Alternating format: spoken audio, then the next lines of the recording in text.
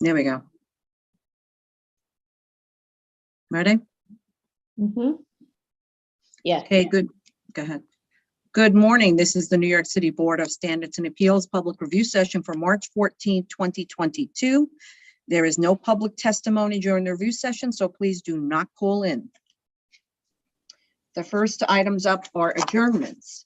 Item number 1, 2020-44BZ, 2228 Garrettson Avenue, Brooklyn. Item number 2, 17093A, 220 Industrial Loop, Staten Island. Deferrals. Item number 3, 12013BZ, 1815 Forest Avenue, Staten Island. Okay, just with this one, I just want to alert the applicant. This has been deferred 3 times, and I know that there are supply issues, but what I do want to say is because it's been so many deferrals, we'll give them a lot of time for install, but we need to send out a warning letter because it's just been deferred since July of we closed in April of last year, so it's nigh a year since we closed. So it really needs to be done. Dismissal warning letter. Okay.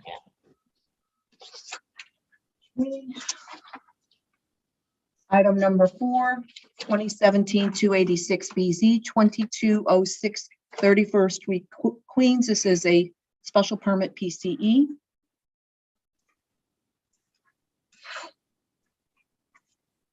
Decision items. Item number 5, 337845BZ, 11660 Supton Boulevard, Queens.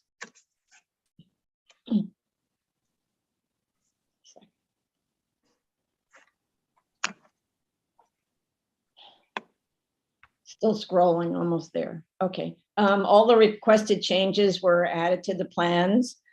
And we received also a Department of Parks street tree request form that they filed.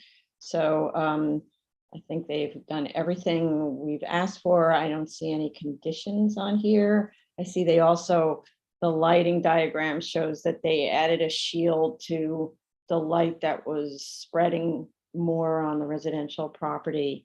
So unless other commissioners still had open questions that weren't resolved, so please speak up if there were. I'd like to make a motion to grant.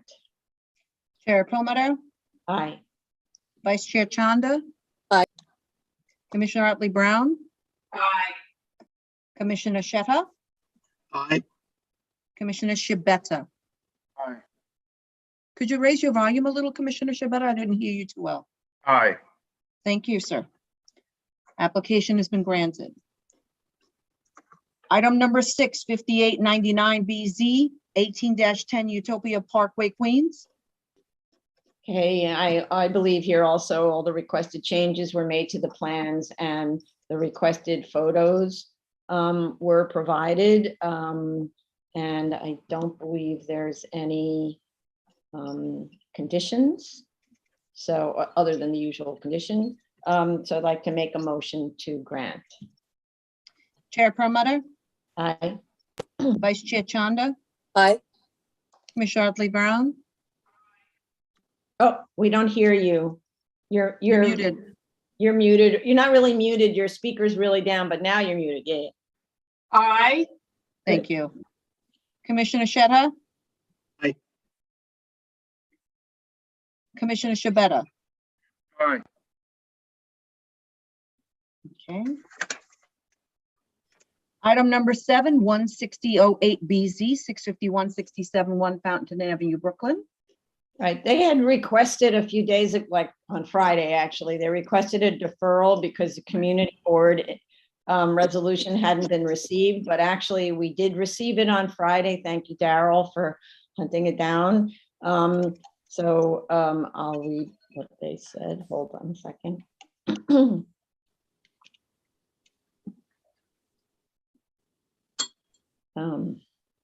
Sorry.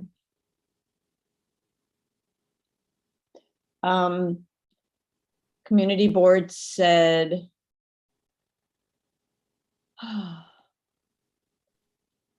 well, let's see, their basic is that they approved a conditional approval with 19 in favor and 2 opposed. And they said, the board requests immediate response to identification of the tenant lessee and the connected distribution hub, which will feed the last mile. Community board received notification upon any change in tenancy and mode of operations. Incoming tenant adheres to the board's request to refrain from conducting any overnight operations. That's hard for last mile, to lessen negative impact on infrastructure and quality of life for surrounding residents. Implementation of 24-hour security to ensure site safety. Install lighting on the exterior walls of the site to address potential public safety concerns. And incoming lessee be connected to the community board to immediately collaborate on local subcontracting opportunities and plans for local hiring. So it was 19 in favor, 2 opposed, and 1 abstention. It seems from that discussion, it doesn't appear that the community board was aware of the BSA's discussion on the site. But this is this was closed for decision. And I have to say that for me personally, in spite of the community board support for this change in use, because it is arguably a less aggressive use, but I doubt you can do a last mile that's not 24 hours. They operate on the streets 24 hours a day. So I don't see how a last mile cannot be 24 hours. But in spite of the community board's support for this change in use, I am still of the opinion that the site is no longer able to make the findings for a variance in light of the changed neighborhood and poor ownership site control. The best use of this large city block size site would be residential development as we see adjacent, or perhaps if there was any finding for a variance, I don't know if there is a finding for a variance, a shallow commercial overlay that fronts along Fountain Avenue. Of course, that would require findings for a variance in this R4 zoning district. So I'm still of the opinion that we should deny this extension of term. So, but I'd like to go around the room and see what we do. Vice Chair Shanda? I wouldn't deny it because I do think there is some ground for consideration. The applicant needs to respond to a lot of the comments that were raised by the board, and based on that, deliberation should be made.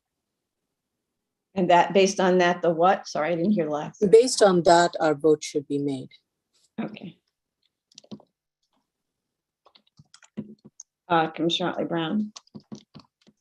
Well, I feel that the history of this site has been problematic in terms of their relationship to the community. I think that they have not followed any of the previous conditions of operation.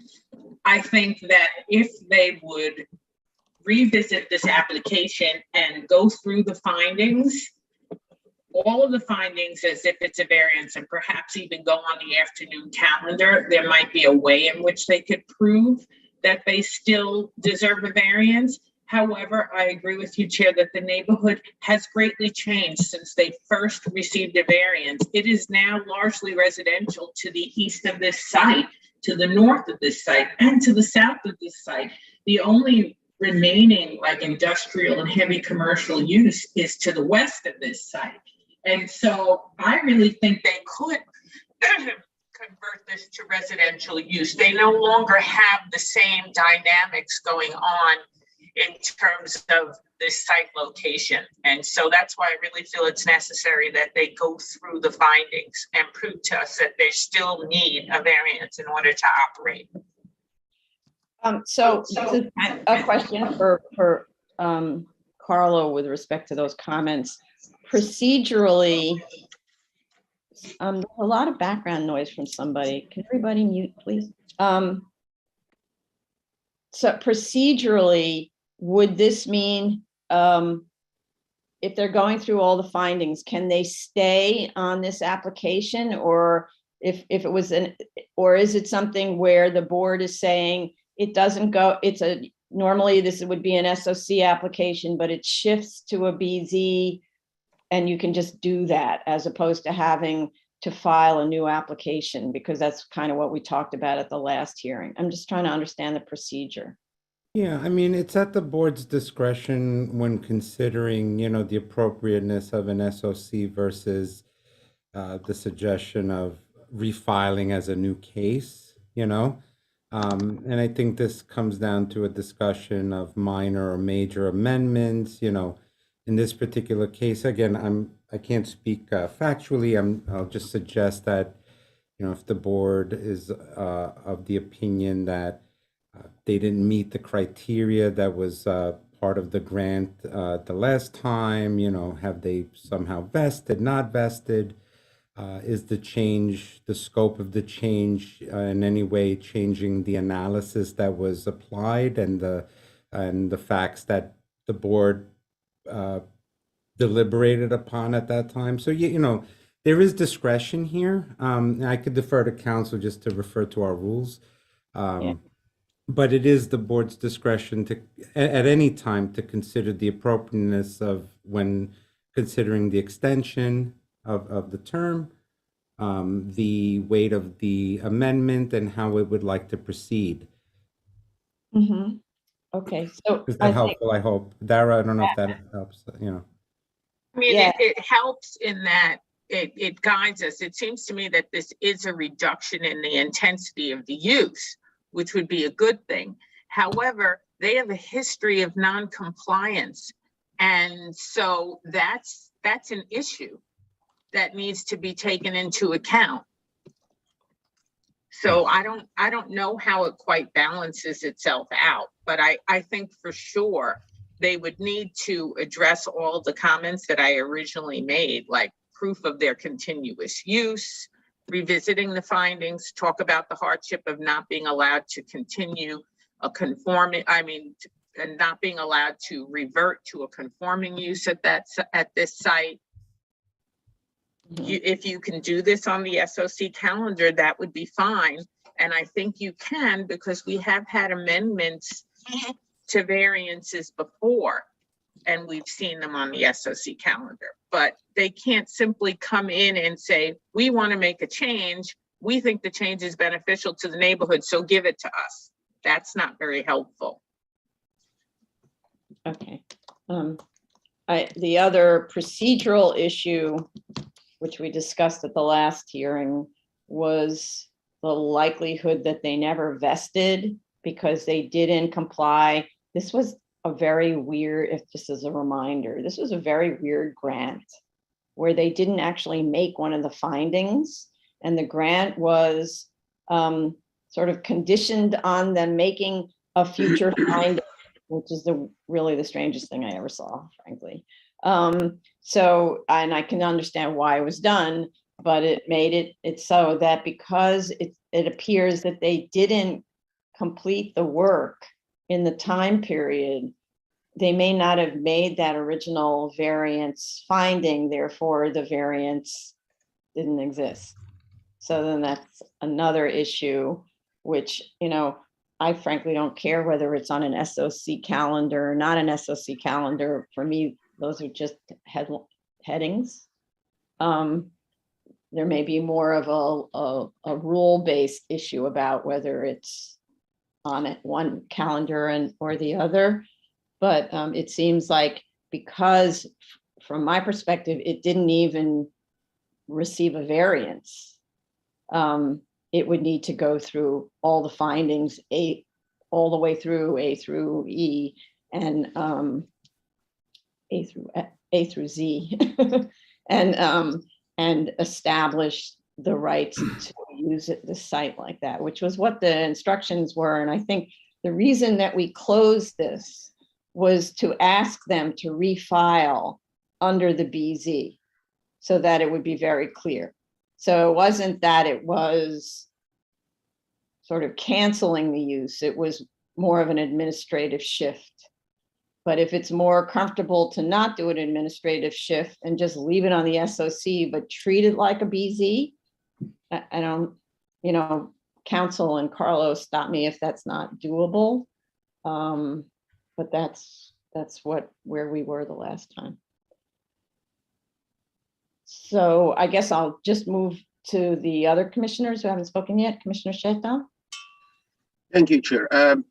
I'm looking at the aerial map for the neighborhood right now, and my look at this, based on my look at this, I would say that I agree partially with both of you and Commissioner Brown that the basic difference between a variance with a term and a variance without.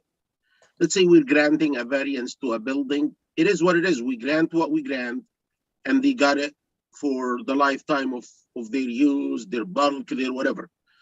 But for a variance with term, and again, I'm not the best of all of you when it comes to understanding zoning, because of my expertise is not in this area.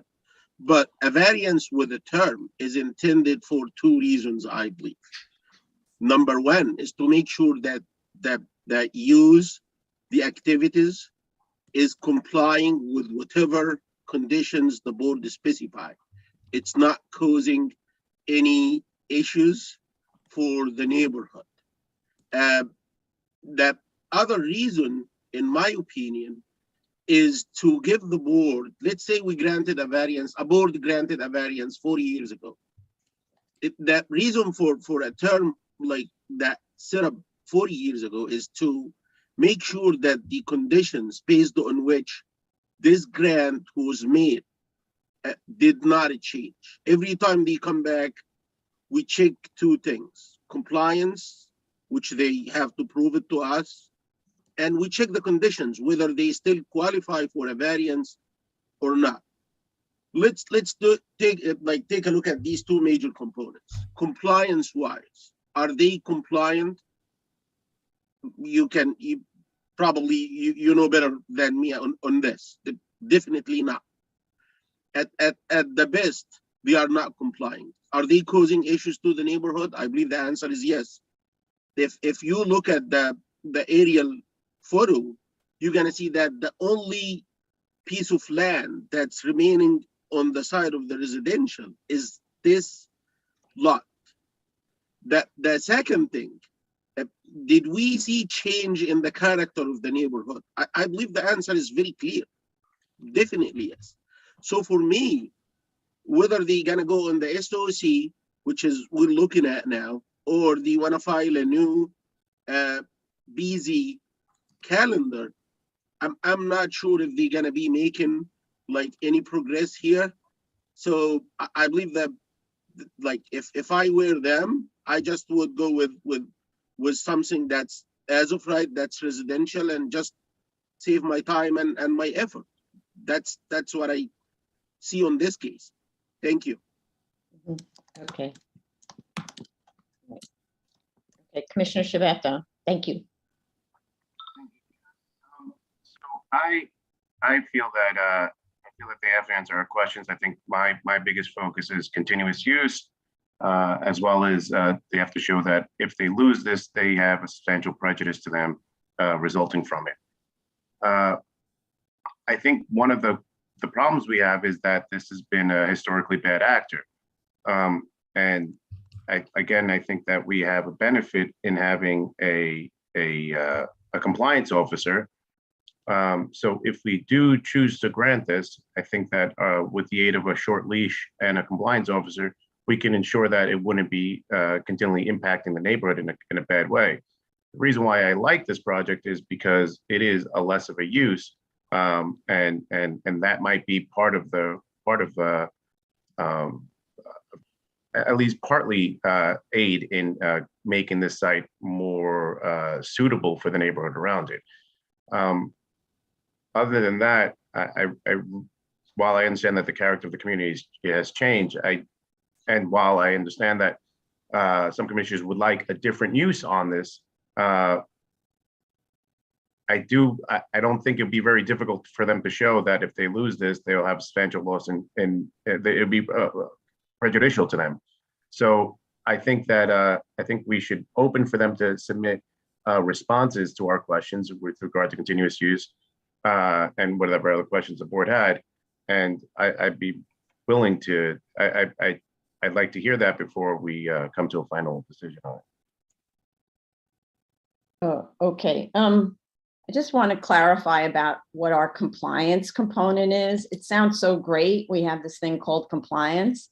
Compliance consists of Ted Ricketts, who does a wonderful job, but his sole authority is to visit sites, walk around them. He has a jacket. I don't know if he has a badge, but he has something that he has a badge. Okay, he has a jacket and a badge, gives him the right to visit sites and to note the conditions and take photographs. He has no authority to issue violations, none, right? And so all he can do then is report non-compliances to the board, but also to the Department of Buildings, who can opt to go on site on an inspection and issue a violation. We know very well that once the Department of Buildings issues a violation, the owner can just simply ignore it. And if you wait 7 years, the penalty vanishes. So maybe there's a violation, maybe there isn't. Often we see sites that are not in compliance that don't have any DOB violations for whatever reason.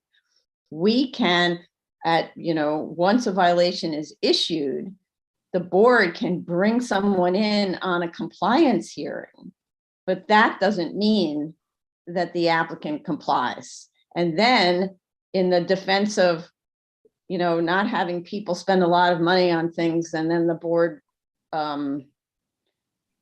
says you're not in compliance. So for example, the community board asked that the last mile not be 24-hour facility. I don't see how that's even possible. But let's just say, for argument's sake, the board conditioned the grant on non-24-hour operations. And there's a site visit that reveals they're operating 24 hours or there are complaints. Meanwhile, they've spent millions probably preparing the site for 24-hour operation of a last mile. And then the board then says you're not in compliance, you're a bad actor, we deny the variance. So I don't see how you can do that anymore. They've already, relying on the approval, they went ahead. But then, you can't operate a last mile without 24 hours, so they can't comply, and they had no intention of complying. I'm just throwing that out. It's like you can't, this compliance concept really is, until the board actually has violation authority, it doesn't have much in the way of teeth, right? So I just want to put that part in perspective. But I do, Carlo had his hand up before. I see Commissioner Shonda's hand up. Carlo, did you want to say? Yeah, no, I'm sorry. It's going to deviate a little bit from where you're going right now. I think just after hearing collectively what the board had discussed, I just wanted to focus. I guess there are a few points that need to be thought through. The first being, with substantial construction, pursuant to 7223 or pursuant to the board's condition achieved. So that's one. I think Dr. Shita was correct in just identifying that the purpose of terms, especially on use variances, is to revisit sometimes the appropriateness of a use in context with changes in the surrounding community, which would be true for any case that files here. Thus, why there's a term. I just wanted to clarify something I had said prior. There's section 1-07.1, small a, number 1, in the board's rules of practice procedures. And it just states that if in the course of any review of an application or during a hearing, the board determines that the scope of an application is major, it may request that a new application be filed on the BZ calendar with additional information and analysis provided. Just to expand on that, it's not uncommon that in any request of an amendment, the board has requested certain analyses that speak to findings to see if, if any of the findings that were considered under the original approval have been, compromised or undermined or need a reevaluation. Yeah, and so that's, I think just again, unbiasedly, I'm just pointing out procedurally what the board should consider in what I've heard, from the various board members today. So I want to just make a suggestion. I see hands up, but I just want to make a suggestion. What if we were to leave this open or not decided? And then they file another application on the BZ calendar so that we pursue the application on a BZ calendar, and eventually this one gets whatever, dismissed, voted out, whatever the procedure might be in that case. Because I'm feeling more comfortable that it should be a BZ case, so it goes through the full analysis, and especially because the last decision seems not to have been an actual grant. So procedurally, that's very bizarre as a continuation, but as so that the board doesn't have to confront voting on this particular case in its current state. Vice Chair has her hand up. Thank you. The applicant in its initial statement had stated the hours of operation would terminate at 7 p.m. and had clearly stated that it's a 6:30 a.m. to 7 p.m. operation. We have, I think we all agree that the surrounding neighborhood has changed.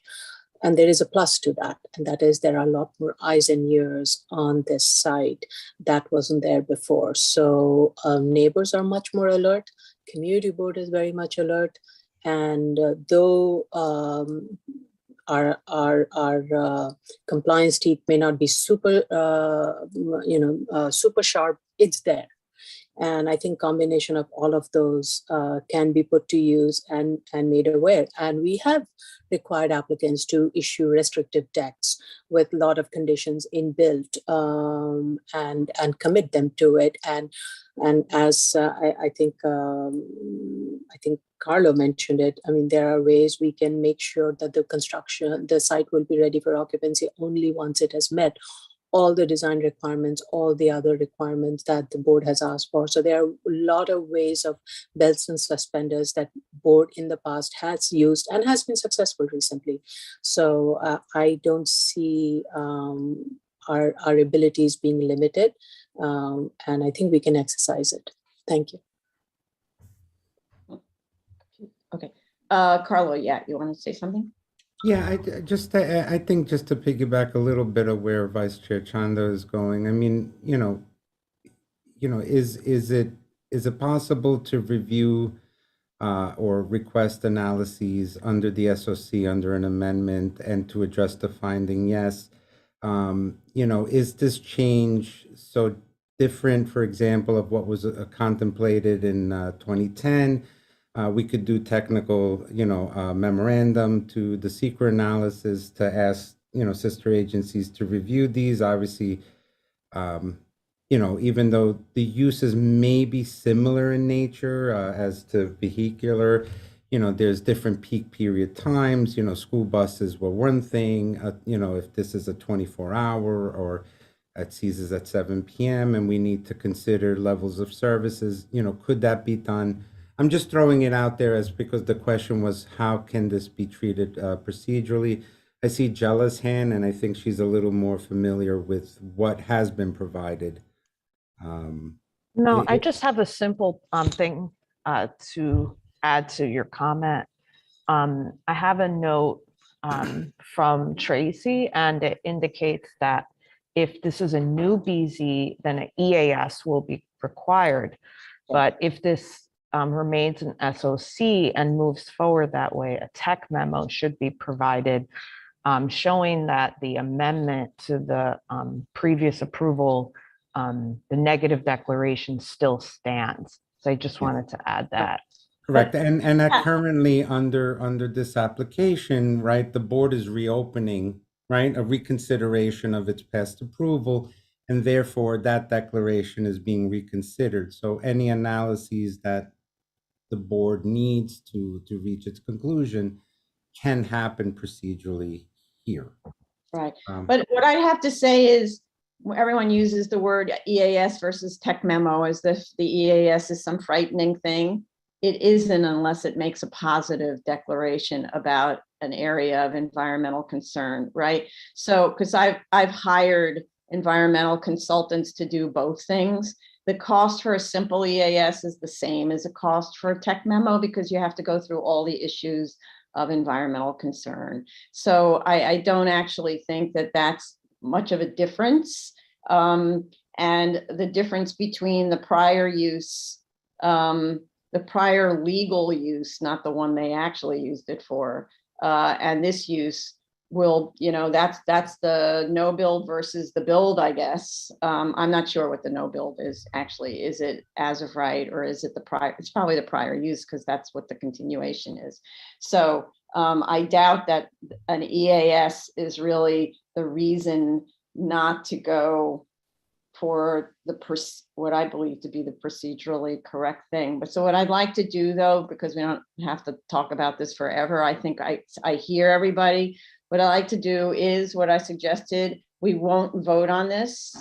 And then there can be a conversation with the applicant about the alternate filing mechanism to make sure that in the future, because I also look at what happens procedurally in the past, where you look at past board history and you scratch your head and wonder how that happened. I want to clean up the head scratch here. And I think the best way to do it is a new filing, but leave this open so the applicant isn't prejudiced by a new filing. So we're deferring this?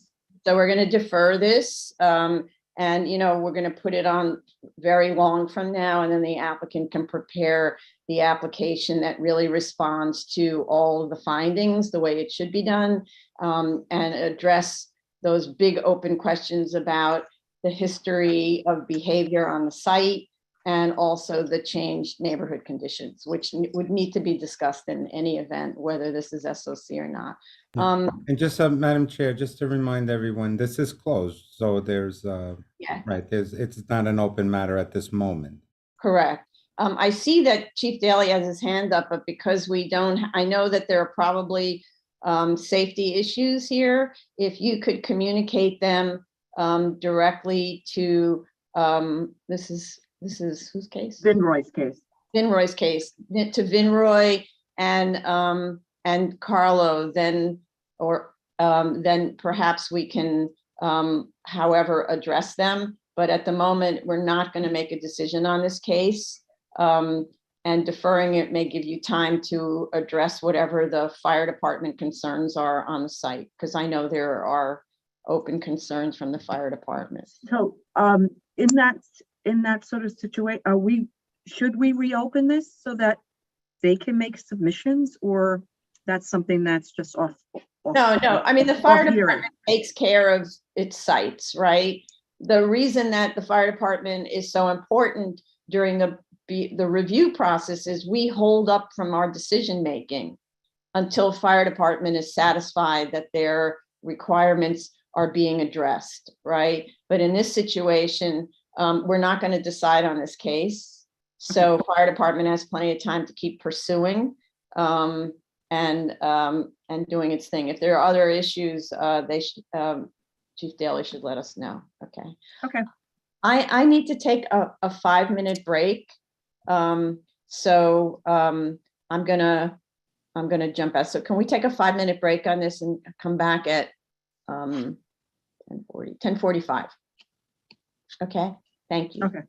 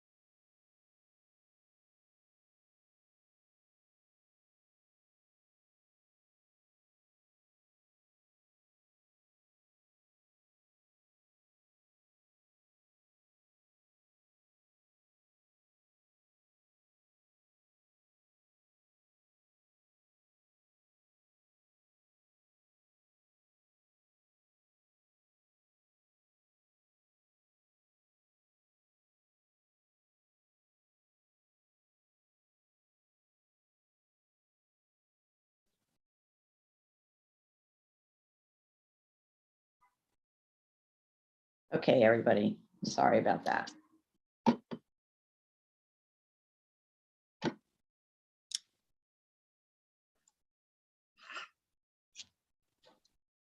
Ready?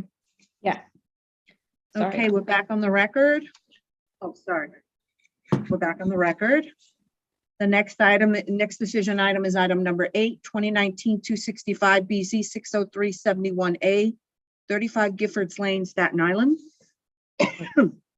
So on this one, I think the only thing we were really waiting for was DOT to indicate whether they had issues with the proposed whatever parking circulation and so on. And we did receive DOT, an email from DOT stating that they didn't have any issues with the EAS, and we didn't ask them to look at something independent of the EAS. I believe that it was DOT originally who had asked to take a look at this. So they didn't indicate that they had issues with it, or let's say they indicated they didn't have issues. And I just want to, for the benefit of our council, because I saw our council wasn't aware that there was a DOT submission. It's placed in the folder called, interagency review, and in the subfolder sign-off folder. And it was an email dated February 11th, 2022. Okay. So, and also we got a very detailed restrictive declaration from them. I appreciate how detailed it is. So the resolution should not be issued until this restrictive declaration is executed and recorded. There was also aerial imagery provided of the location of the offsite parking lots. And it's sort of just floating there. It's not in the EAS and it's not attached to the restrictive deck. I'm just wondering, and it's a discussion for council, whether it should be attached to one of those two things, because, you know, what's the point of providing the aerial imagery if it's not actually used by anything? On the other hand, we have the addresses of those locations. So maybe we don't need it at all, and it's just like general information. And I believe everything else is okay. Does council have an opinion about this? So it was we asked, like, how far away should the parking areas, I mean, how far away are the parking areas really? So they provided an imagery to show us where the tax lots of the parking are.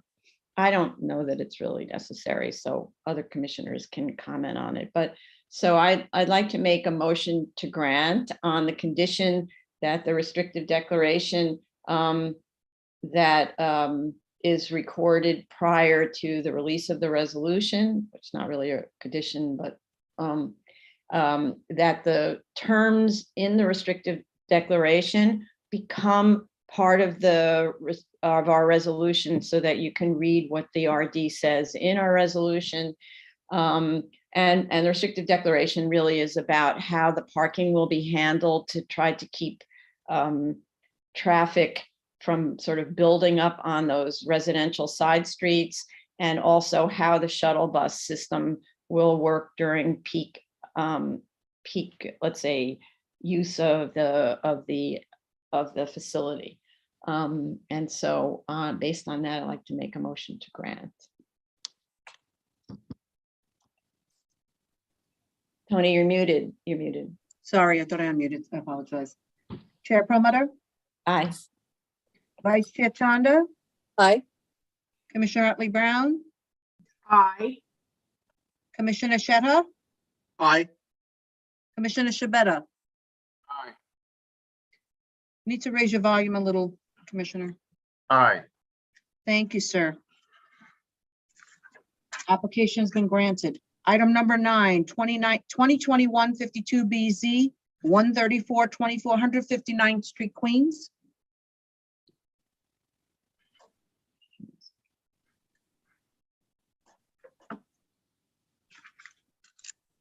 All requested changes were made to the drawings. There's a note about no sleeping in the cellar, which we requested, but of course there's a 3-piece bathroom down there, so it's kind of arranged to sort of look residential in character. This is something I know the Department of Buildings deals with all the time, and just leave it to them about what they think.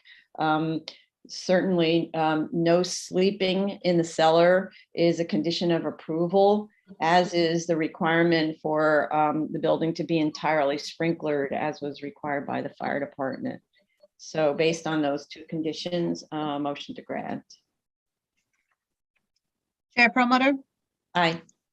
Vice Chair Chanda, Aye. Commissioner Otley Brown, Aye. Commissioner Sheta, Aye. Commissioner Shabeta. Aye. Aye. Thank you. Application has been granted.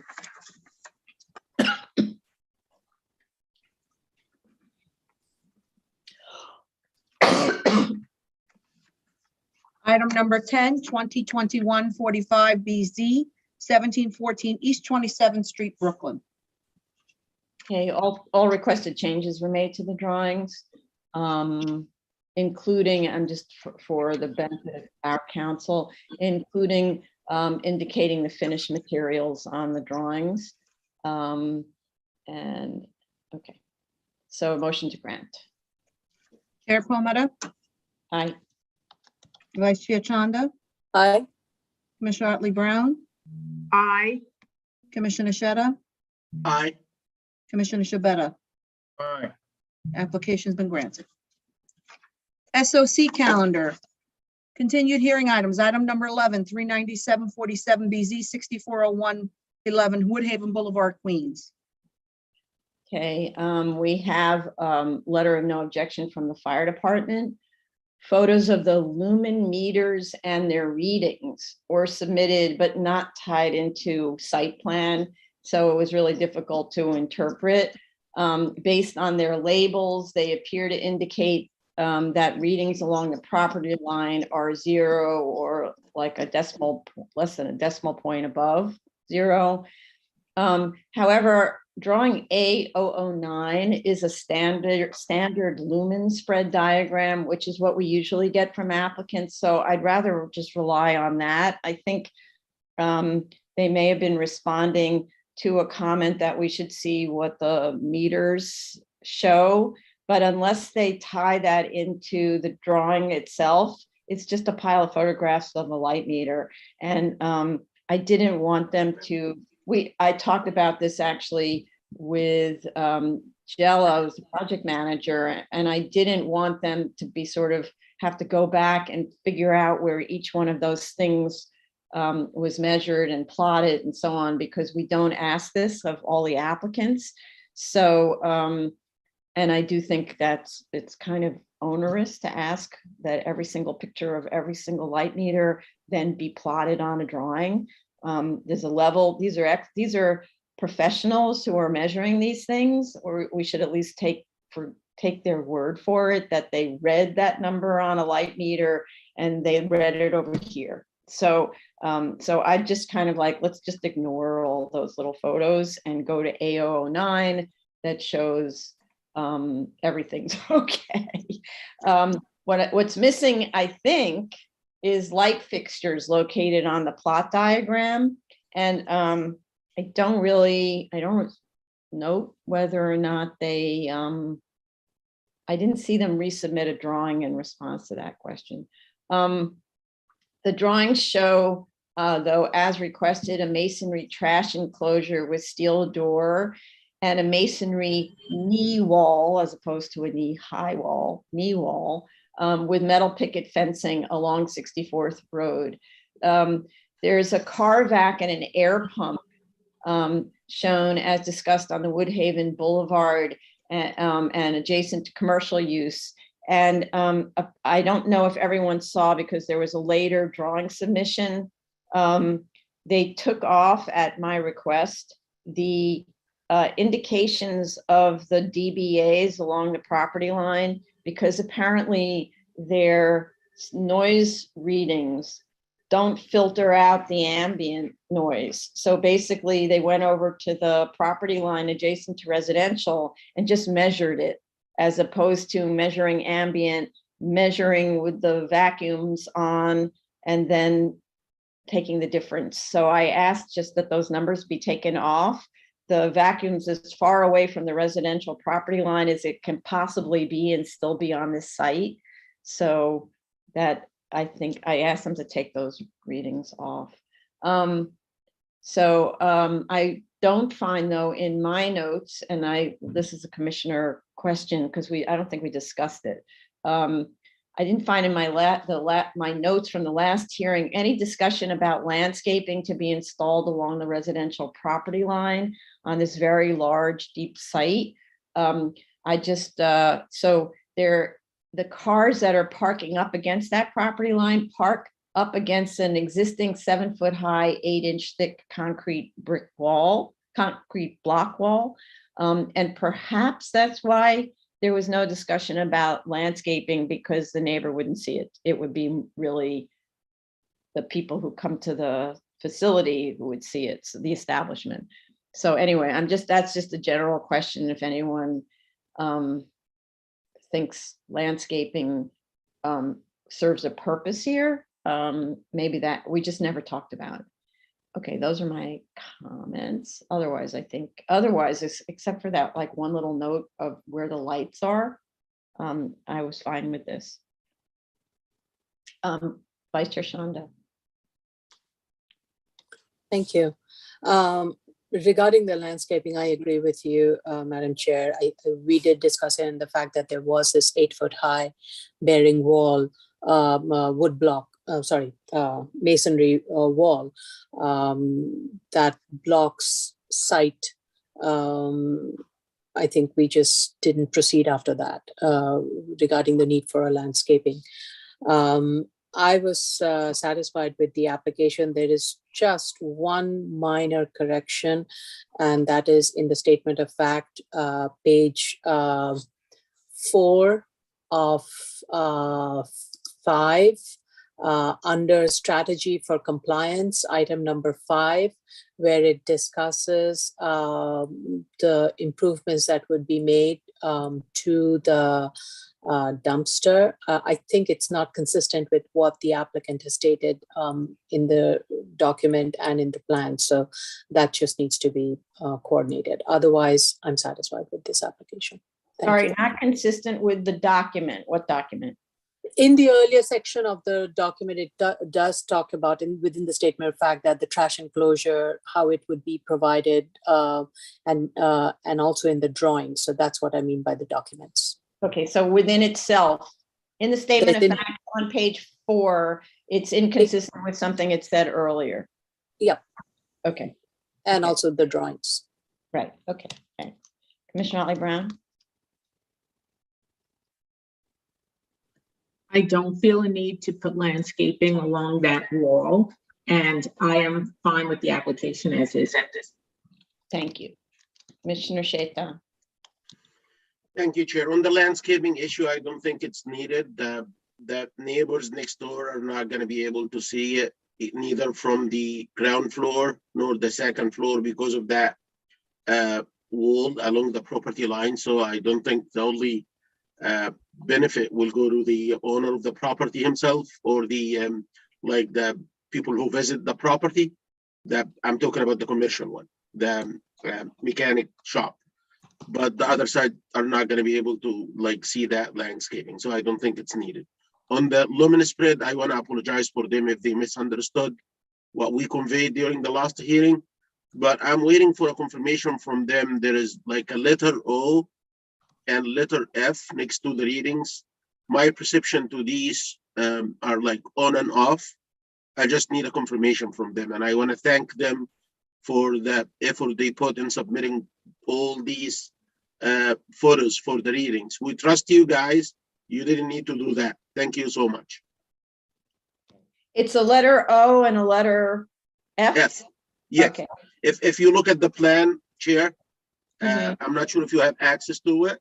Not so fast, not quickly. So I'll take your word for it. Okay. Yep, it's right here. Okay. Yep. No, You see it's here? all right. It's, Yeah. oh, yes, right. It means on Yeah. it, is that on off? Okay. Just confirmation that we got it right. Thank you. Okay. I think it does say that somewhere, but I can't remember where. Yeah, it says it in the legend. Oh, sorry, my bad. Yeah. Then Okay, so we don't need that. Okay, we're good. all right, Sorry. all right, good. All right, thank you. And Commissioner Shabeta. I also don't see a need. Can you hear me? Sorry, you got cut off at the beginning of your sentence. Okay, thank you, Chair. I also don't see a need for landscaping in the back for the reasons that have been stated. I have no further questions on this application. I'm ready to proceed on it. Okay, your sound, your audio is terrible. Yeah, we're trying to address that. They're going to add a speaker to my laptop. So hopefully by the next hearing, we'll be okay. Okay, but I need to be able to hear you during this hearing. So please don't mumble, which you were doing a little bit. Don't let your voice drop down. So every time you I think I got the, I think I got the, I don't think we need to detail exactly. I think I got it. Okay, good, because we understood your defense just now, but not what you said about the case. Okay. All right, good. No lead. Okay, got it. Thank you. Angela has her hand up. Go ahead. Hi, I just wanted the board to know that we did receive a replacement plan set with drawing A004, removing the sound decibel letters. Yes. Levels, yeah. I think that's what I was talking about. I said I asked them to remove it. So, and maybe people didn't notice that there was yet another plan submitted, but what I didn't see on the drawing was the location. Maybe it's there and I just can't find it. The location of the lighting fixtures on the lighting plan. Okay, maybe they're there, but I don't find them. So if the applicant could just point them out. I see some addition where it says area light, but maybe they can confirm. Yeah, I only saw that one. Yeah.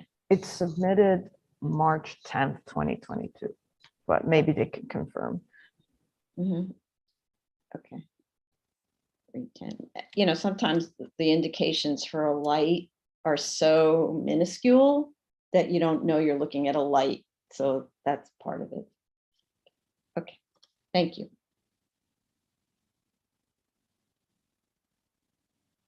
All right, we can go on to the next.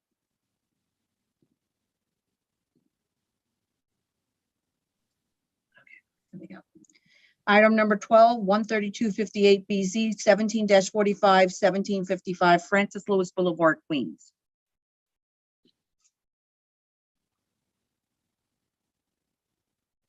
Just a second.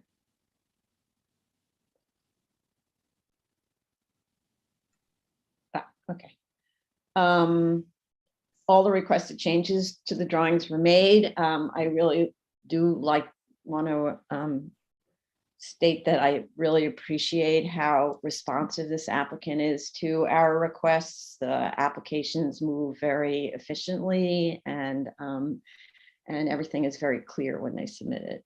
So I would like to make a motion. Oops, sorry, not ready for that. There's a condition that we talked about before. No use of lot 41 for accessory storage, no use of storage of outdoor storage sheds or trailers. They need to maintain the landscaping, the asphalt and the fencing as shown on the approved plans, and replace and repair them as needed, and store dumpsters at all times inside of the trash enclosure, except when needed to empty that. But those are my only comments. This is ready. Vice Chair Shanda. No comment, satisfied. Commissioner Otley Brown, I have no comments. Commissioner Sheta. Thank you, Chair. I'm satisfied with the application and I have no comments. Okay. Yeah. Okay, Tony. Okay, item number 13 for, I think we forgot me. oh, sorry. I know I'm Commissioner not Sheta. speaking very clearly, but I still think it's valuable. I I am swear I said, satisfied you with know the what- application. I'm You know satisfied what's with the so- application. Okay, good. You know what's funny is I wrote down satisfied. I wrote it down. I wrote ditto. So I was your proxy. Apologies. We cannot forget you, Sam. I appreciate this, guys. Oh, All right.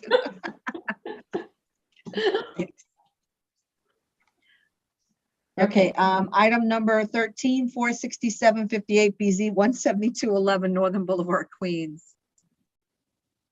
It's Monday, people. It's been a long week. All right. Sorry, lots of notes. Okay. Compliance photos were submitted to show removal of tires and open storage from the site. And because there's always something about a photo when you provide it, reveals something else. It reveals a masonry wall in need of scraping and painting, and chain link fencing on the trash enclosure in need of replacement with opaque steel doors. This trash storage area is directly adjacent to residential use. But as pointed out at the last hearing, there's a buffer area that's part of the subject property that is attractively landscaped, although not with dense buffering hedges, but it's got a very nice kind of residential garden to it. Whether that's enough to function as a adequate buffer, it's fairly deep. I think it's like 15 feet deep. The compliance chart indicates that all work will be completed within 4 weeks of the board's grant. So in that case, I don't understand what the reason would be for not doing it now. I'd like to understand what work requires permits that would not otherwise be obtainable without the grant. Because sometimes you don't do the work because you need a permit, and so without the BSA grant, you can't get a permit. But a lot of this work, as far as if not all of it, requires no permit, as far as I know. So if they could address that, please. We asked the applicant to provide a complete landscaping plan to show all landscaping on the site and to include the names and icons for all the plantings. A new submission was made on March 11th to improve the landscaping information, but it is still missing detail on the planting bed that's adjacent to the residential building. I don't know why they're not showing that. It just says the word landscaping, and then that could be anything, that could be grass. So it needs to show either what the existing conditions are or proposed conditions are, because maybe what we saw in the earlier photographs are annuals as opposed to perennials. So every season, whoever's in charge of that thing plants what's available at the nursery. I don't know. So they really need to be more specific about it and show it, because there's nothing shown in that area. there's a lumen spread diagram that continues to be high at the residential property lines. And I didn't see any proposal to correct that. And again, that work doesn't need, the correction doesn't require a permit. You just put up a shield, or if the light is offensive, you need to remove that light or reduce the height of the pole or whatever it is. None of that requires a permit. You do need an electrician for some of that work. I also, this site also has a strange decibel level reading for the vacuums. So it's, when asked to clarify how come the vacuum level readings are as high at the property line as they are at the vacuum, the response was, well, there's trucks passing by. So again, these readings are not subtracting the ambient levels once the readings are taken. It's sort of like the same with the lumen spread diagram. It's an on off. So for decibel readings, you have to do essentially an on and an off version. So those readings really don't make any sense. It shows, for instance, the decibel output is 87 decibels at the source, and 110 feet away from it, it's 77 decibels. Which, if we look at all of the noise studies that we've ever looked at, there's a sort of a rule about decibel drop down, and that's not meeting any of the criteria for decibel drop down. So it really doesn't make any sense. And either, again, they take it off the drawings, or they amend to subtract the ambient levels. A compliance chart was provided as requested, and I thought it was actually very good. It was a really clear compliance chart, went systematically through each issue and explained how the site is made to comply. And okay, I think in terms of seeker, we're good, right, Jella, on this one? Okay, Vice Chair Shanda. Thank you. I have no comments on the changes that's been submitted. My only recommendation to the applicant would be, based on the photos provided and Google's Street View, there are more vehicles parked along that frontage of 172nd Street near the trash enclosure. So if there is a need for it, the applicant should just mark it and indicate that in the plan and use it as such. Sorry, if there's a need for it, what? Need for parking, additional parking spaces. Okay. Okay. Is that it? Yes. Yes, okay, thank you. Commissioner Otley Brown?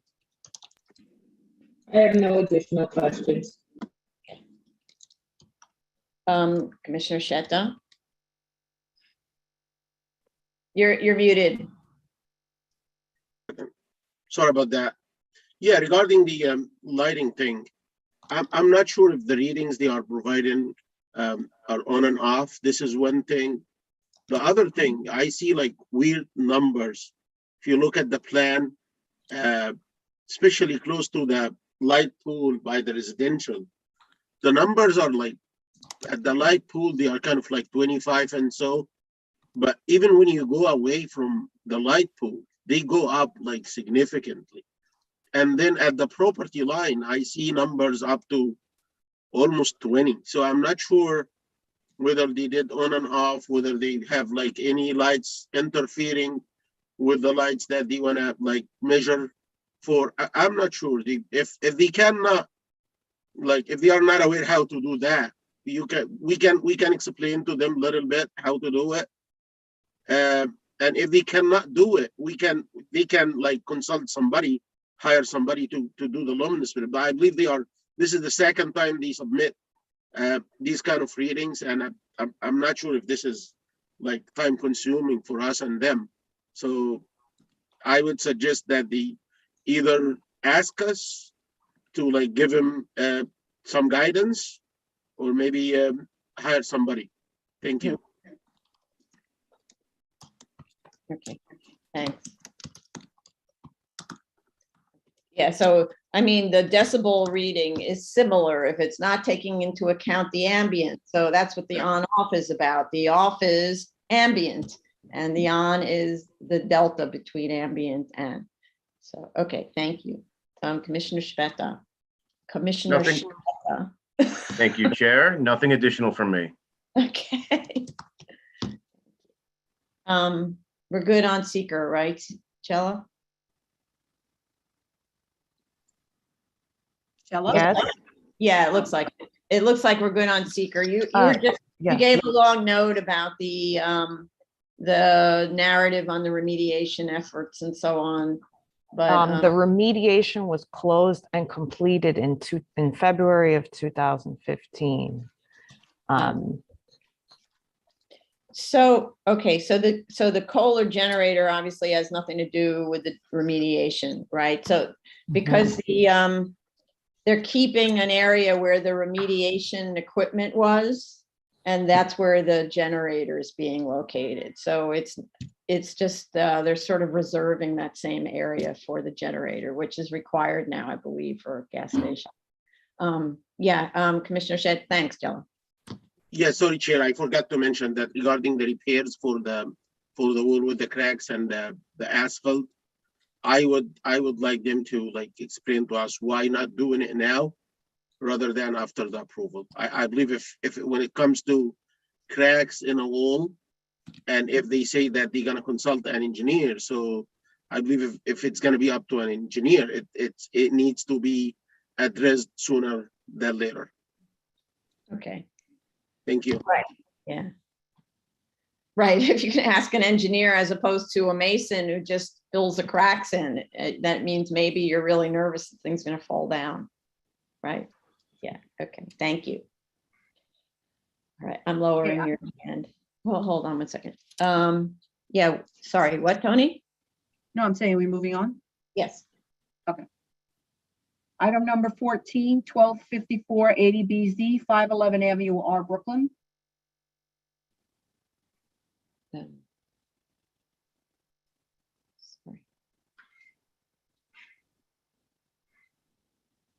Okay. Okay, it's just in reviewing the statement of facts. Statement of facts states in their A finding something about the trapezoidal form of the lot being creating a hardship. I think that to be clear, this really should be relying on the Cornell deference doctrine, because the fact is that the trapezoid in and of itself is actually not a cause for any of the hardships complained of.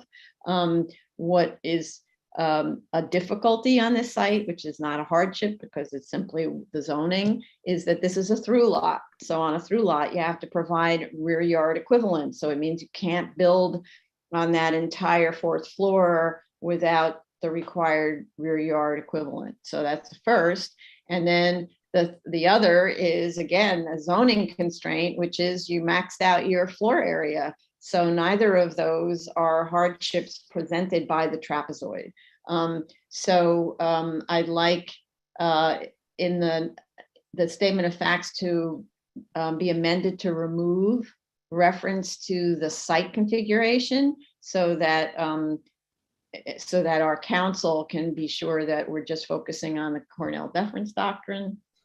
I thought the programmatic description is better this time in describing the uses of the spaces in the building by the different groups of congregants and the needed occupancy reduction in the spaces to accommodate egress requirements. That way it justifies a little bit more of an enlargement on the fourth floor, which from my perspective was responding to the neighborhood character condition of street wall conditions, which makes it a more appropriate building form on the block.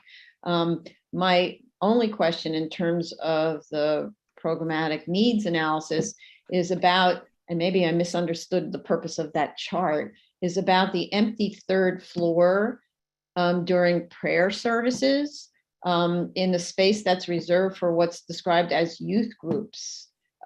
So they go through during prayer services that everything is occupied except for the third floor, which is the same size as the proposed fourth floor. So, so then I wonder, what do you need the fourth floor for if this is being built, added to accommodate the peak usage? So my question is there another schedule that would have these spaces entirely occupied all at the same time? Or like, for instance, does the youth group actually use this during prayer services and it was for whatever reason left off the chart because prayer isn't going on?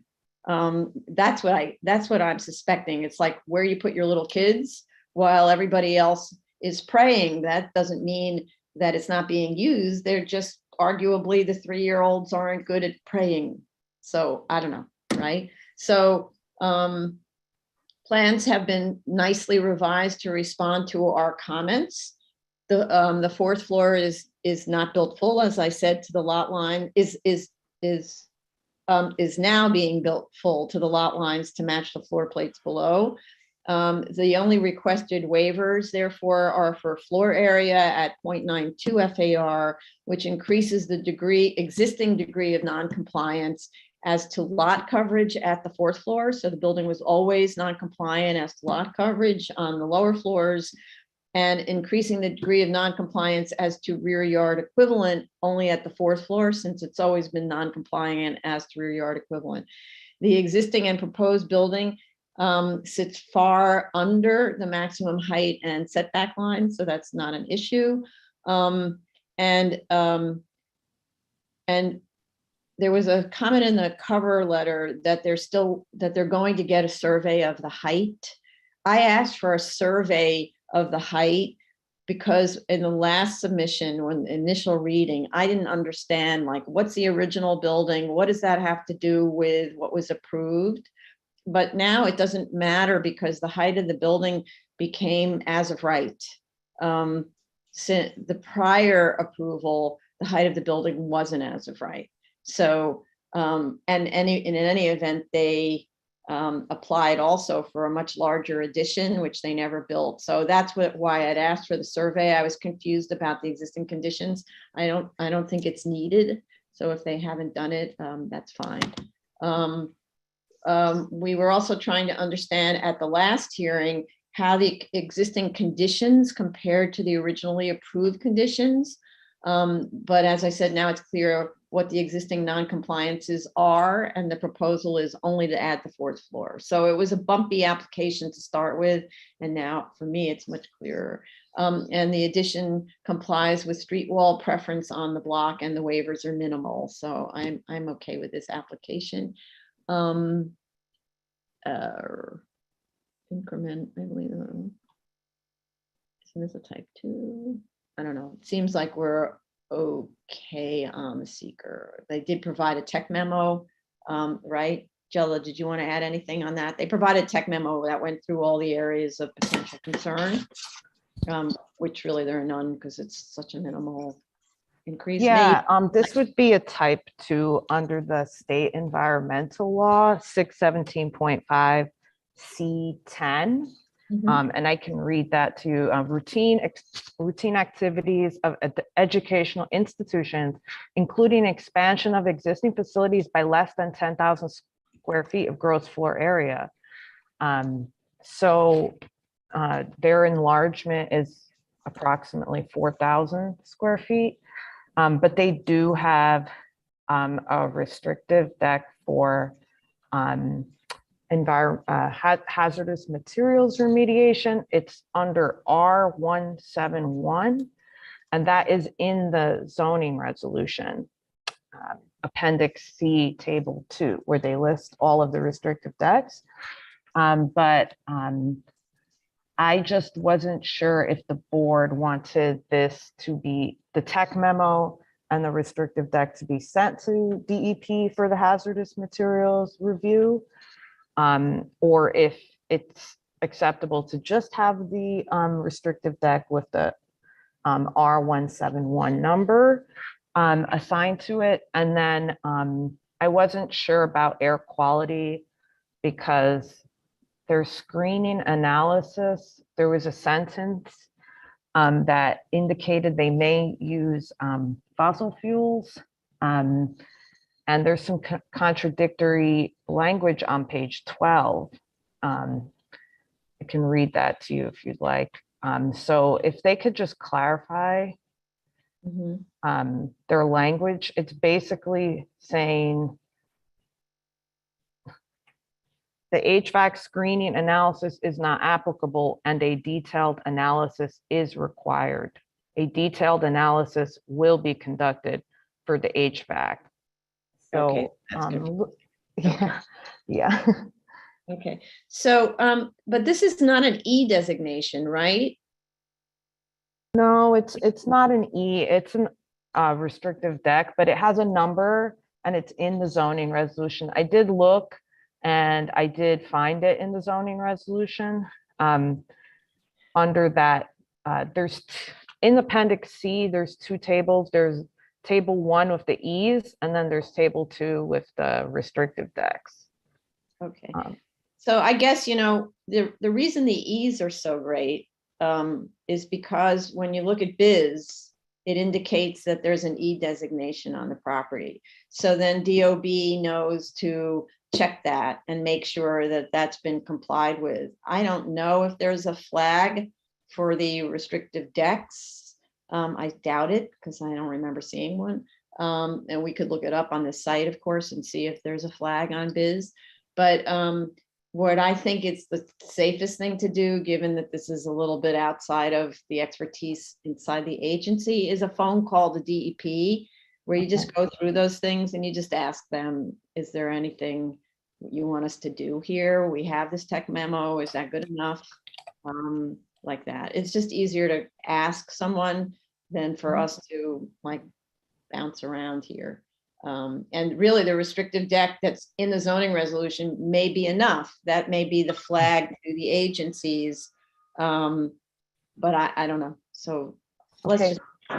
Okay. Okay, thank you. Thank you. Okay, thanks. So Vice Chair Shanda. I'm satisfied with the submission made. Okay.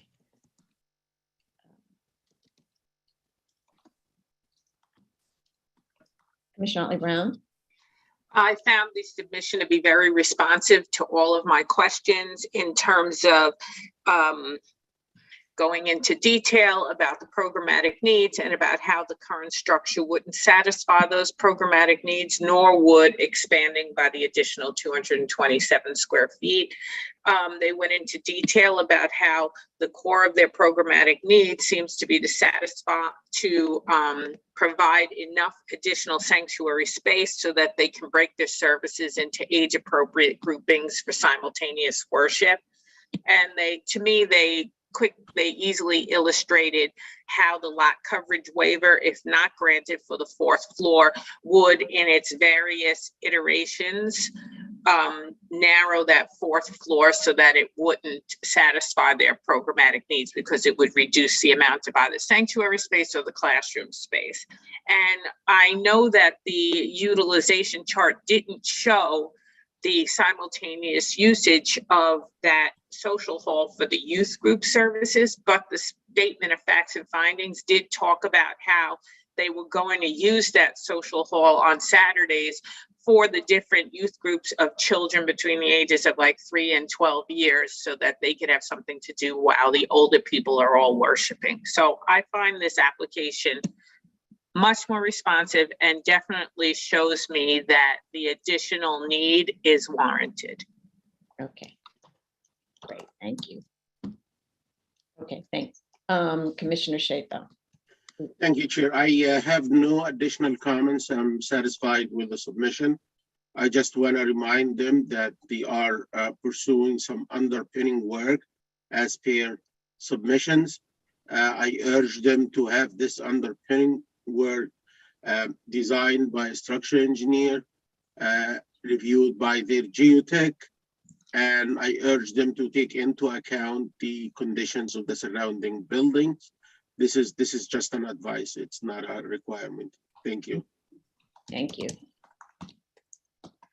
And this actually goes back to the discussion in seeker. There's ground disturbance, hence the need for compliance with the terms of the original, I guess, the restrictive deck on that, because it was a hazmat concern, right?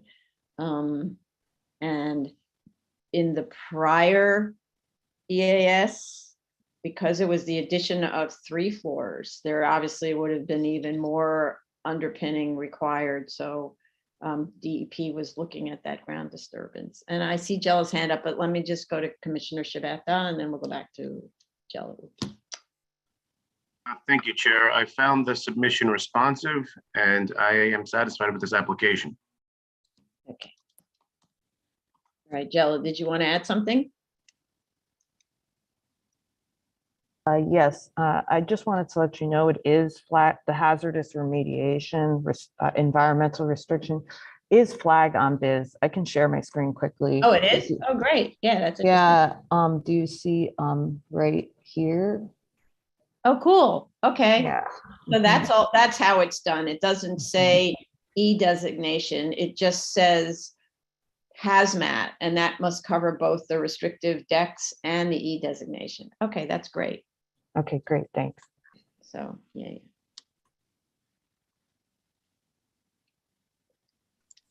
All right. Okay, moving on. Yes. Item number 15, 11099 BZ 5658 Kosciuszko Street, Brooklyn. Kosciuszko. School. Oops, sorry. Just a second. Okay. I thought the applicant was responsive to our comments. A management plan describing how cars are stored inside the subject building and the adjacent one was provided to show how cars will be kept off the sidewalk. That plan should be incorporated into the resolution. As we talked about, the condition would be no parking on the sidewalk, which is not allowed anyway, but we still have to say it. And to keep the dumpster inside the building at all times except right before trash pickup. And those were my comments. Vice Chair Shanda. I am satisfied with the application. It has addressed comments that were raised. I just have one recommendation, and that the applicant provide an additional sign in front of the building that says no parking on sidewalk, even though it's primarily the employees of the occupant, but it's always good to remind. So where would the sign go? Sorry. In front of the building. Is there already? There's a small No. one, right? No, there I isn't. don't remember seeing one. If it is, then I don't, my question is moot, but I don't remember seeing it in the photos. So it's not an additional sign. It's to provide a sign that says no parking on the sidewalk. Okay. Yeah. So add.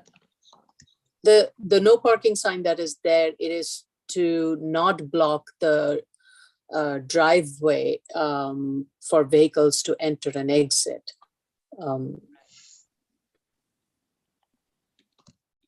Okay. Okay. Commissioner Ollie Brown,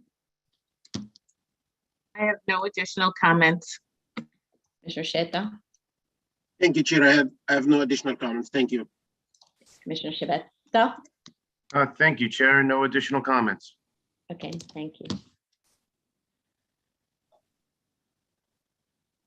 Okay, New cases, item number 16, 26314 BZ 1601 Oriental Boulevard, Brooklyn.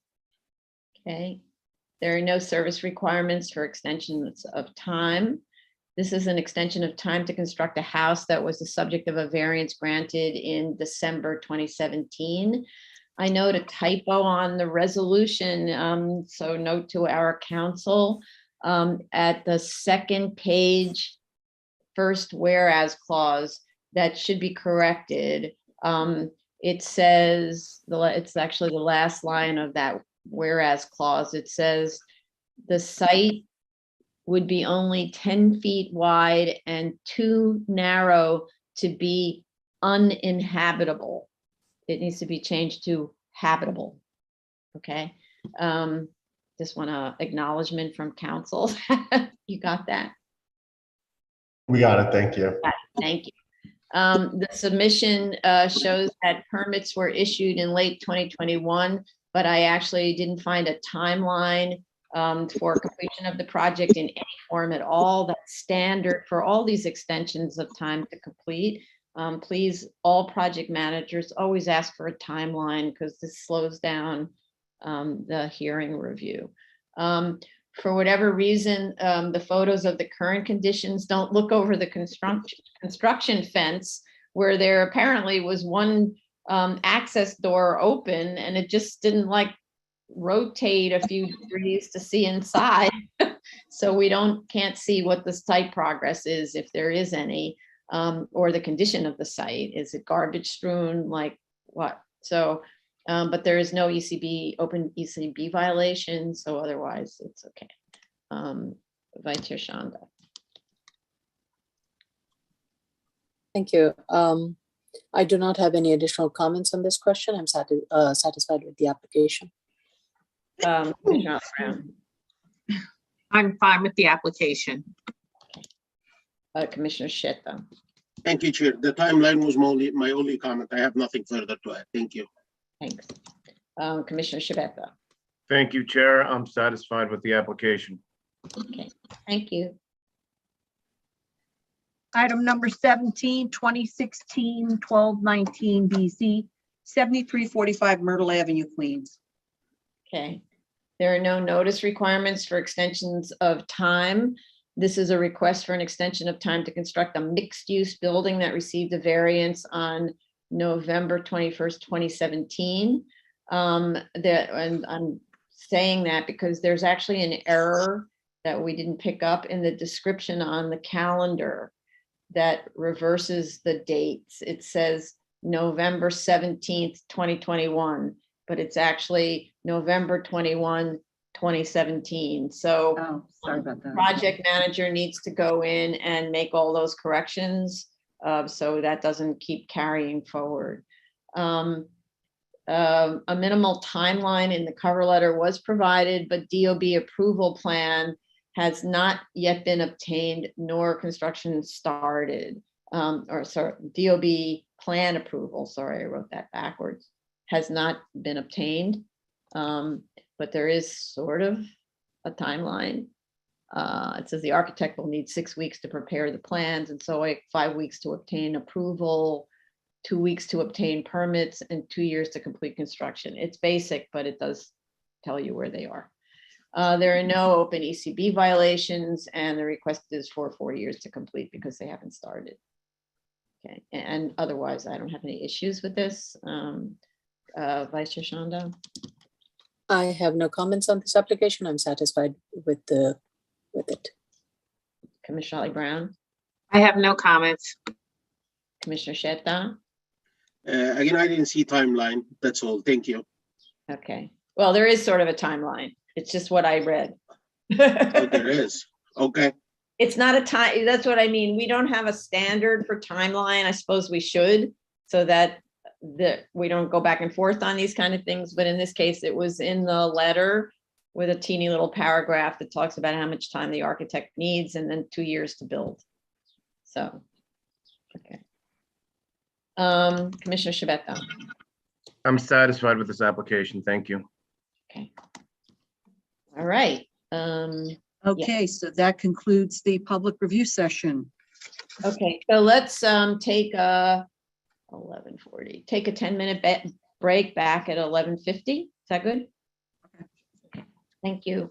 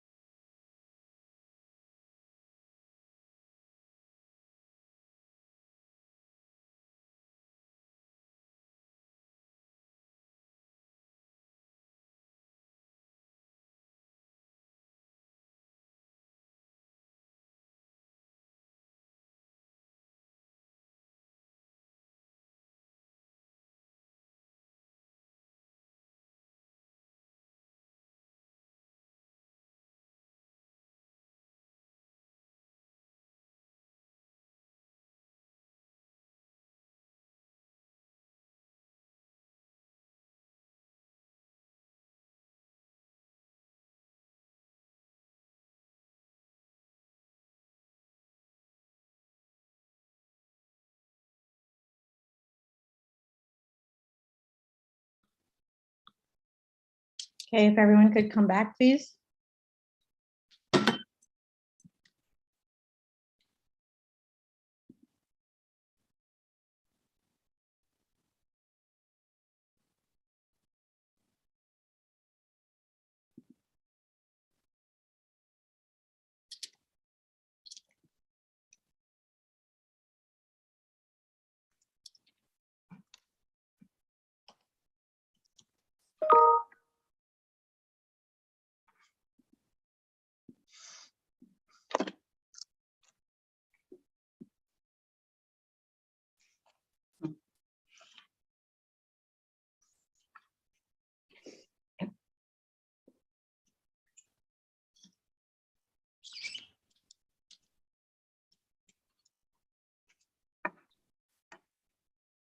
Okay, we have a quorum. We should start. Start? Yeah. No, Steve? no, we have to Yeah. unpause.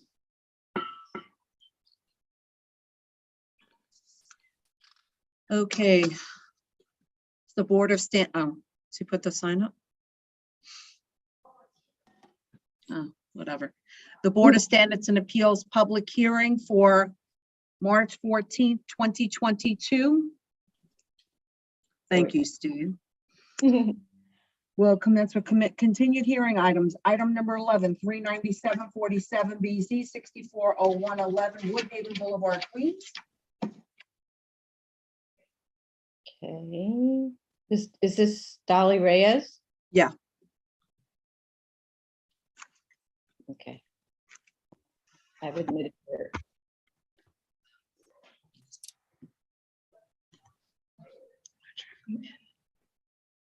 When you can hear us, please, and if you can turn on your video, you have to accept being a panelist to turn on your video.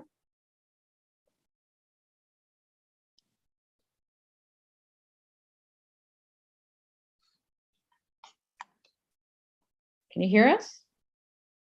Ms. Reyes? You're muted. There you go. There you go. Good morning. Can you hear me? Yes. Yes, good morning. Raise your right hand. You're the only one appearing? Yes. Okay. Do you affirm to tell the truth, the whole truth, and nothing but the truth in your testimony before this board and to respond honestly to board member questions? Yes. Please state your name for the record and proceed. Dolly Reyes?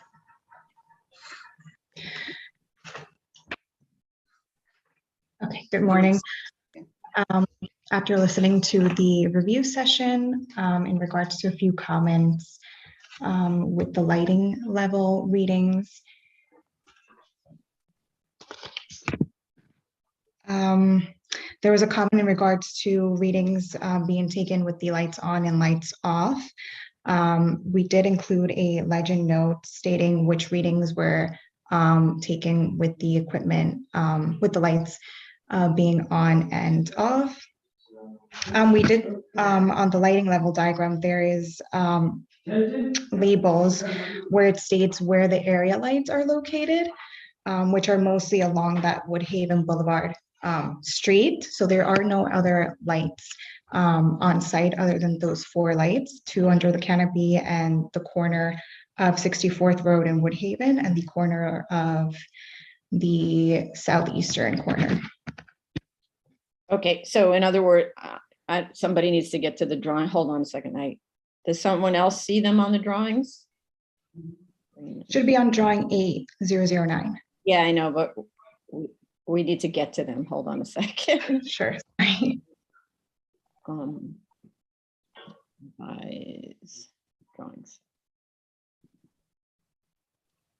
I do see the marking that says area lights, and these are 4 of them, one at the corner of Woodhaven and 64th, one abutting the commercial property, lot 22, and 2 where the canopy. Okay. Okay. So that's it then. Those are the only lights that are shown, right? Ms. Reyes? Yes. Yes. Okay. Okay. Sorry. Yeah, go ahead. In terms of, there was a general comment of why the proposed work has not been started or completed. And well, for the design of the work to be done for the trash enclosure and give me one second, the wall repairs, we will be requiring permits for that work. So the applicant, the site manager, and the owner would like to obtain the BSA's approval prior to, doing the work. That way we know exactly what the work will entail. If there needs to be any changes to the design, well, that would put us back a little further in schedule. But in terms of the trash enclosure and the wall repairs, we do actually require permits. Wait a I minute. know there was a question whether, I'm not sure. Are we talking about the same? You have another application, right? Here. am I confusing? I think you're talking about a different application. I think, right? Because Yes, for the wall repairs I am, but for the dumpster, the trash enclosure, that does apply to this site. And the low wall with the picketed fence, that is being proposed along 64th Road. Okay. Okay, no, so it's different than the other application where there were sort of a lot of compliance things that needed to be done. So I understand you do need permits for a picket fence. Do you need permits for a trash enclosure? Yes, we do. Oh, you do because it's got a foundation? Yes, correct. Yeah, I see. Okay, yeah, all right, thanks.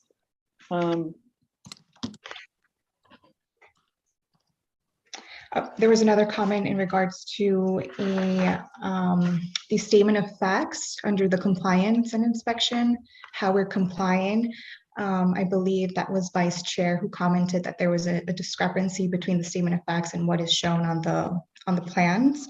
On the statement of facts, we will need to revise it because it does say that we will bring down the height of that chain link fence to 5'6", but it's not a chain link fence that we're proposing. It's actually a block.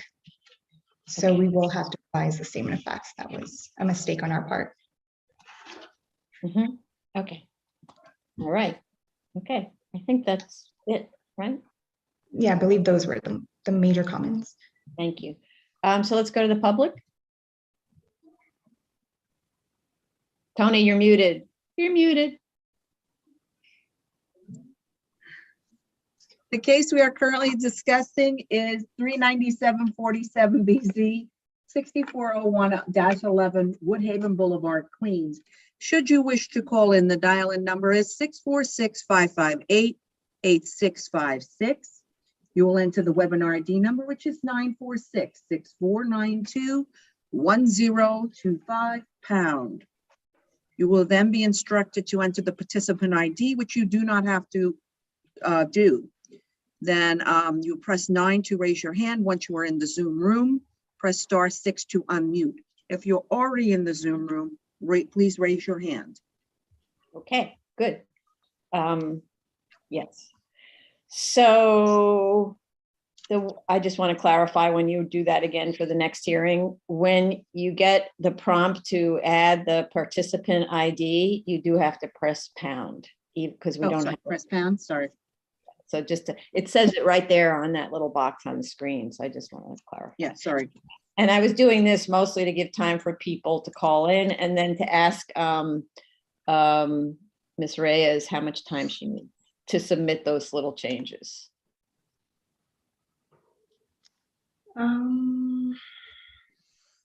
I'd say the changes for the statement of facts and revisions? Or? Yeah, I think it was just the statement of facts. And then what was the new? That's it, the statement of facts.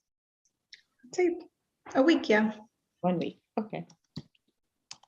All right. I don't see anybody in the waiting room. I think that was enough time for people to dial in. So I would, yeah, Tony.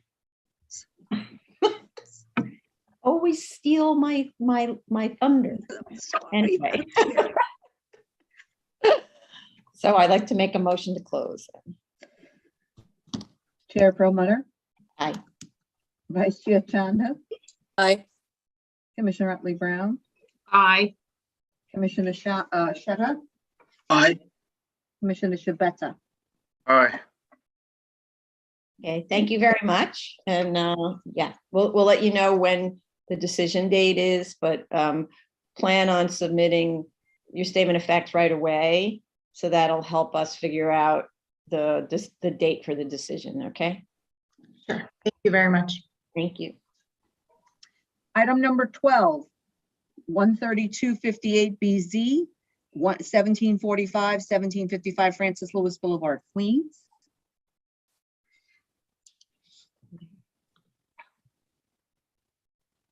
Okay, allowing Mr. Canzada in.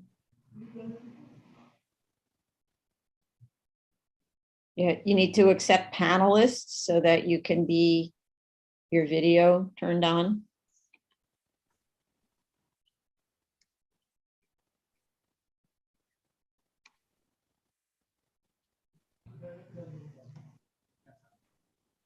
There you go. Good afternoon. Hi.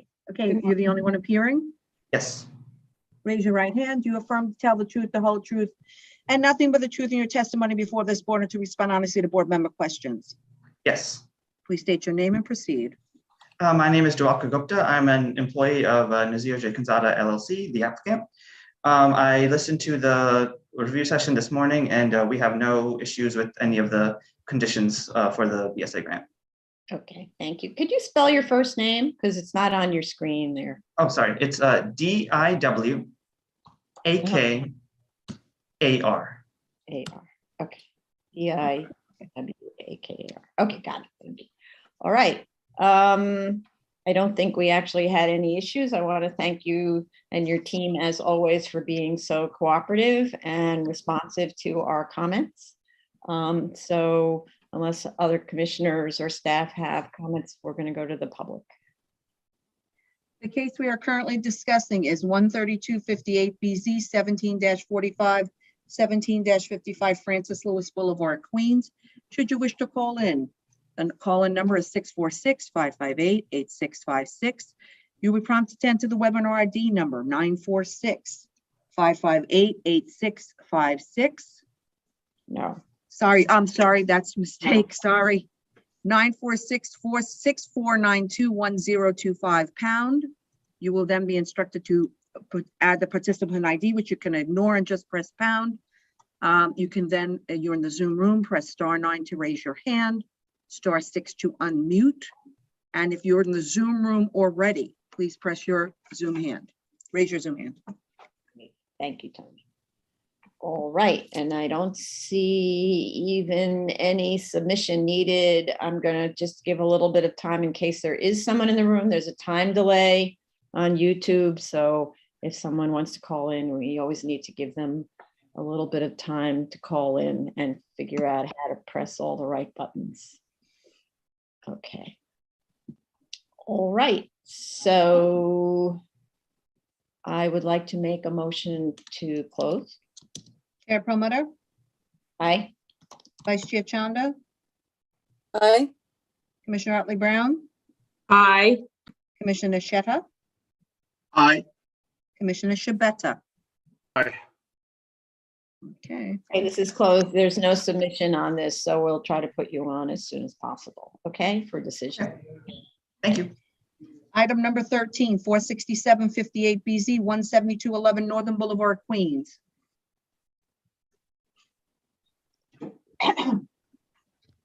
So back to Ms. Reyes, right?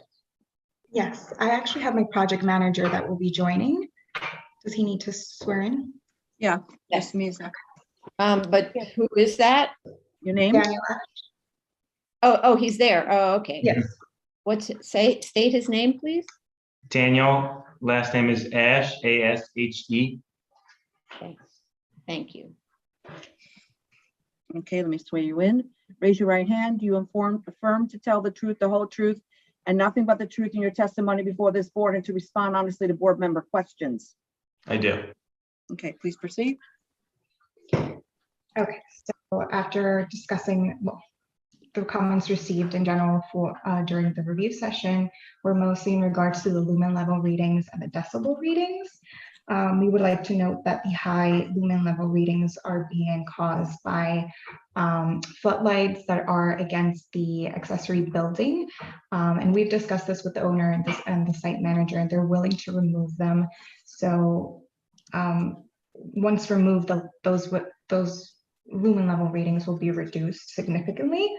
In terms of the decibel readings, we agree that the readings should be taken with both the air and car vacuums on and off. At this time, we only took the readings with the car vacuums and air towers with the machines on. It is a busy street, 172nd Street. Therefore, that's why the readings are coming out to be very high along the property line. Along the Northern Boulevard property line, the readings are reducing, but they are still high. So again, we took these readings with the machines on, and we believe that ambient noise is being picked up as well.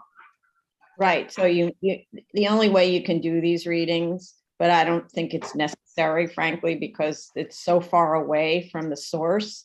What is it? It's like 110 feet away from the source. You've got to have a step down. Yeah. So this must really be mostly ambient levels that it's reading. I think you should just take that off the drawings, but in future, and Commissioner Shetta doesn't necessarily agree, but just a second, in future, you must do the readings where you subtract the ambient levels in the same way as you do lumen spread, where you subtract the off from the on, right? Because otherwise your data is polluted by conditions that exist no matter what you do, right?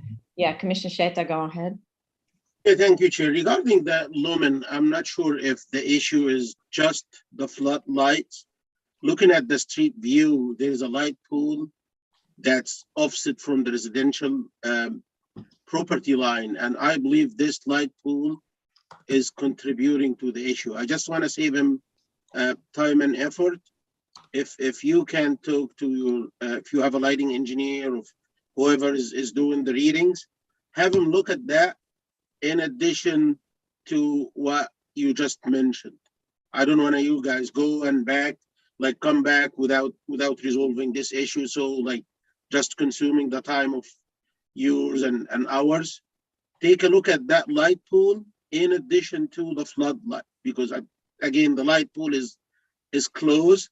And if you look at the lumens right underneath the light pool, they are significant. So I believe they are spreading to the property line as well. Right. Okay, thank you. I also, so this is the site where you said, this can be completed 4 weeks after a board grant. Things like lighting that's so high at the property line doesn't need a permit, and that can be corrected now. So the kinds of things that can be corrected without permits should be done now because they're nuisances to the neighbors, right? It's only issues where, for instance, as you say, if you're building a wall and the foundation requires a permit, that it would have to be done after a board decision. Okay. I can speak to that. It's just expensive to mobilize the contractor multiple times. They were trying to get a full list of all the items. Some obviously do not require a permit, such as painting the stalls or removing the lighting.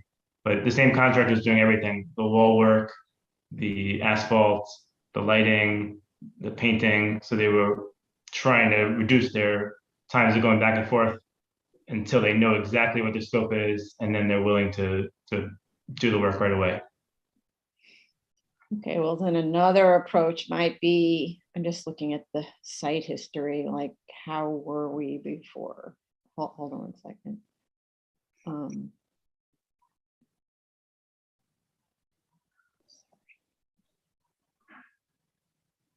Chair? Yeah, go ahead. Yeah, what is the difference between paying for the multi-mob before or after? You're gonna pay it either way. So I believe if you're gonna pay it either way, there is no need to wait, right? Well, we wanted to have this hearing to know, because there were still some questions about the landscaping. They wanted to know that everything is set, that the board agrees with what we're proposing, and then they're willing to do it now. Yeah, if we conclude to a certain set of actions, Yes. why wouldn't be feasible to just go ahead, implement these actions, come back, get approval done? It will after this hearing, but I think at the previous hearing, you had not yet agreed to the actions. Okay, so not, but agreeing versus voting on it, that's what I think is the issue, right? Yeah, I think we're okay with you agree on it prior to voting. Okay, okay. That's the best solution. You know, sometimes what we have is it's impossible to get the materials or something like that, but it's different than, or for instance, the direction is in the month of November when it's impossible to plant. But right now you're at peak planting season.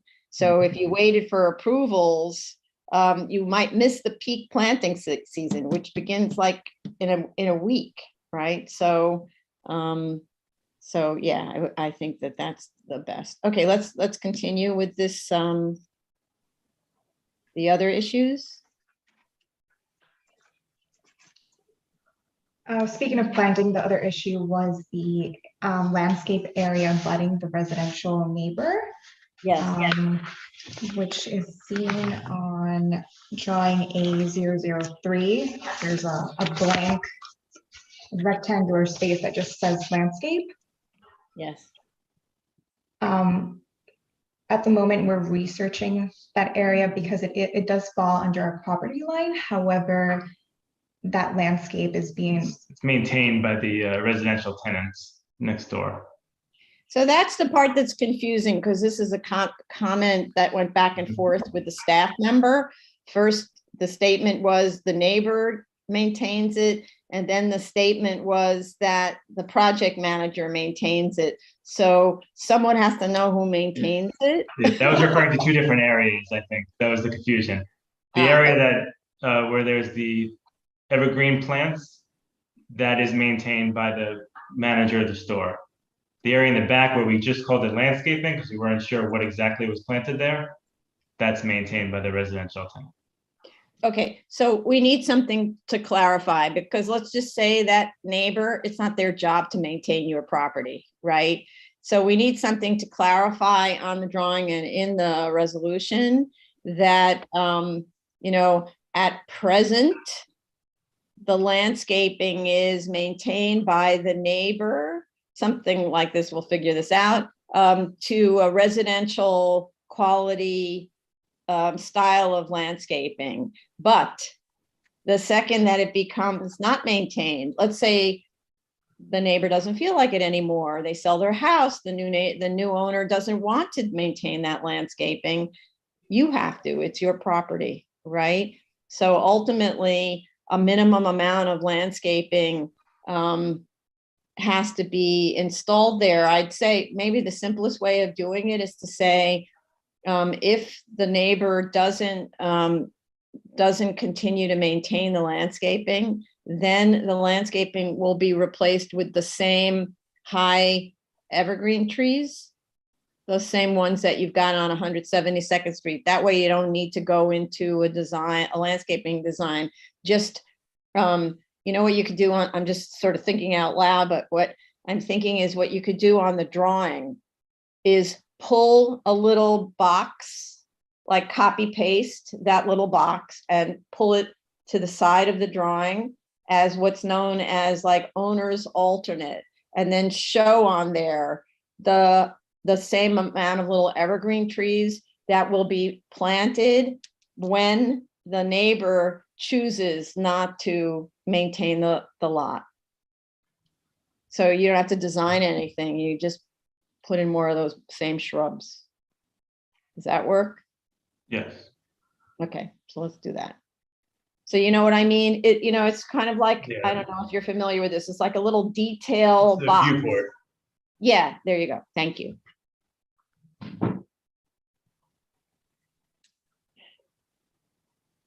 Okay. What else do we have here?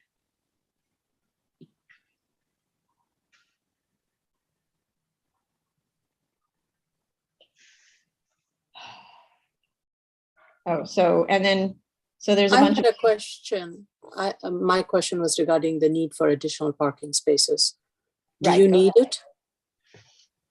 Based We on heard the your question, photos, yes. I know that some people seem to be parking over there. We would prefer that they didn't park over there, and the managers to tell them not to, because that's the area where they move the trash out. It's also the area where we have the emergency generator, and we certainly don't want people hitting into that. okay, There are assigned parking spaces that are sufficient around the rest of the site. okay. All right, so you then just need to tell your property manager to manage that operation. Yes. Thank you. So I see. So you don't want to make it a formal parking space, and you sort of prefer it to just retain as kind of an informal one. They're going to park there anyway, unless you put up some kind of barrier, right? Yeah, if they see someone parking, they'll tell them not to, but it's hard to control all the people that come in. Well, you could, if you wanted to control it, you could just put up bollards so that they can't park there. I don't know if that's really that. There are some bollards around there are bollards already around the emergency generator area. Yeah, right. But I don't think they want to further block off the rest of the area. So it's really like an informal parking area and whatever. I don't know. Okay. Yeah. Okay. Let's see.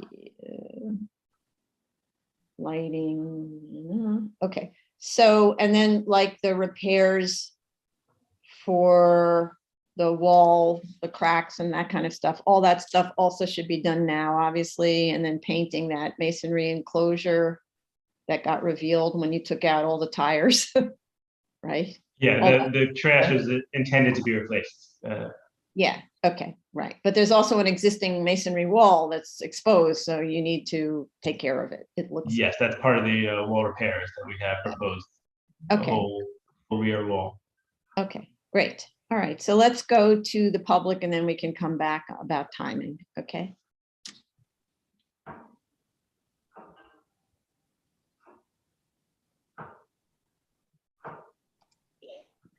The case we are currently discussing is 46758 BZ, 17211 Northern Boulevard, Queens. The call-in number is 646-558-8656. The webinar ID number is 946-6492-1025#. You would then be prompted to enter participating ID number, which you don't have to do, just press pound. Then you will follow further instructions, which say press *9 to raise your hand, *6 to unmute to speak. And if you're in the Zoom room already, please raise your Zoom hand. Okay. Okay, so going back then to the work. You can start it now, right? For the work that requires a permit, would we be able to do that work prior to the board approval? Specifically talking about the wall repair and the foundation of the so that's trash the thing. enclosure. That's the thing about permits. You know, normally if DOB sees that you've got what's viewed as a legal activity of any kind, they'll give you a permit to install, you know, a foundation for a wall for a fence kind of thing. But that's really a DOB domain. So we don't know whether they'll let you have a permit for it or they won't, right? But all the other work, I mean, you could start to apply for a permit. Obviously, it takes time. Mm-hmm. So, and in the meantime, you do all of the other work, and maybe by the time you get a permit, you'll be ready to get to that work, right? But landscaping doesn't require a permit. It just requires ordering the materials. And many of the other things, and taking the light fixtures off or modifying them, that doesn't require a permit, etc. So there's a lot of work that you could be doing right away, and you could apply for the permit and see what happens. I mean, I don't actually know how DOB will approach your application for a permit for those things. We're not in charge of whether you can do something by a permit or not, right? That's Department of Building. Okay, so I guess the question is, how much time, oh, there's somebody's hand up. So I'm gonna let the person in who may be calling about a different case. So I see someone called last three digits 505.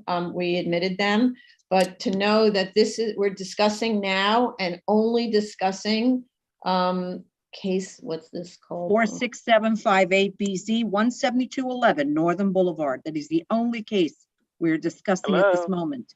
If you're Hi. calling for another case, then hello? Hello, Yes. hi. State your name, please. Yes, my name is Henry Euler. I'm the first vice president of the Auburndale Improvement Association. Hi, what case are you calling about?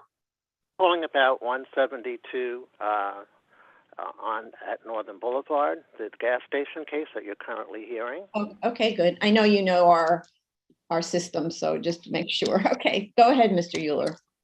Yeah, I represent the Auburndale Improvement Association, and this gas station is within our boundaries. It's in Community Board 7 because we overlap into Community Board 7 with in certain areas. I just returned from visiting the site. It looks good, and I think the people that run the station are very well respected in the community. I agree that they do need to repair the masonry wall, especially the part that faces the house behind the service station on 172nd Street. They have a porta potty on their side as well. I don't know if they can, what they can do about that, but it's, other than that, there's really nothing wrong that I can see. So that's just all I wanted to state. Thank you. Thank you so much. Appreciate your testimony. That's an interesting question. Why do you have on the site a porta potty? Is the toilet not working?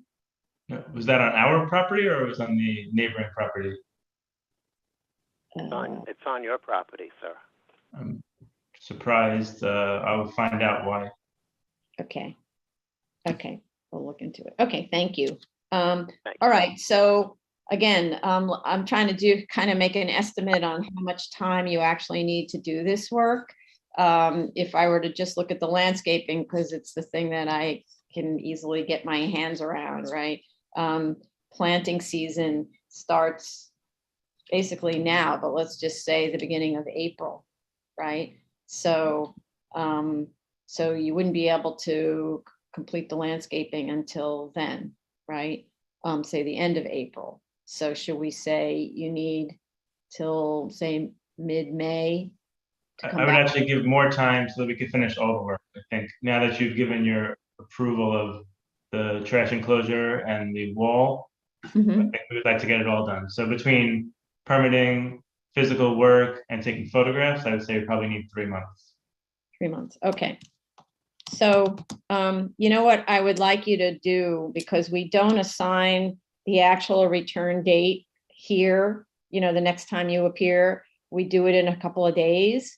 If in those couple of days you could find out whether you can obtain permits for the wall work, absent our grant, that will, could affect your timeline, right? I can answer that now. I believe it would go through because I don't know that the DOB flags, they rely on the applicant to alert them if there's an issue with BSA. So I think it would be able to go through their system. And we'll find out, because now new and approved flag, biz flag, that may be showing up on your site that indicates it's a BSA site, but I don't know without looking on your site. So, but if you could check that in the next couple of days, then that'll give you a better sense of whether, for example, you'll install what you can without the permits in the 4 weeks that you said you might be able to do it, and then want to come back to show us that you've done that, so that then the board could vote on this, for example, close and vote. And then, I suppose what we could do is close. And so that the only thing left to do is vote. But when we close, the condition of voting is to show photographs of the completed work, right? So that's another way, because the board won't vote and grant on the same day. I mean, sorry, won't close and vote on the same day. It will close and then there'll be another day for a vote. You know what I mean? There is a BSA flag on the case. There's a BSA flag on the case. There's a BSA flag on it, says BSA decision, yes. And then there's a link, and then you can see what the resolution said. Yeah, there's a link that you press, it says yes, and you press it and it'll show up. Right, I know that's the new initiative. Yeah, If, there's the new initiatives right there.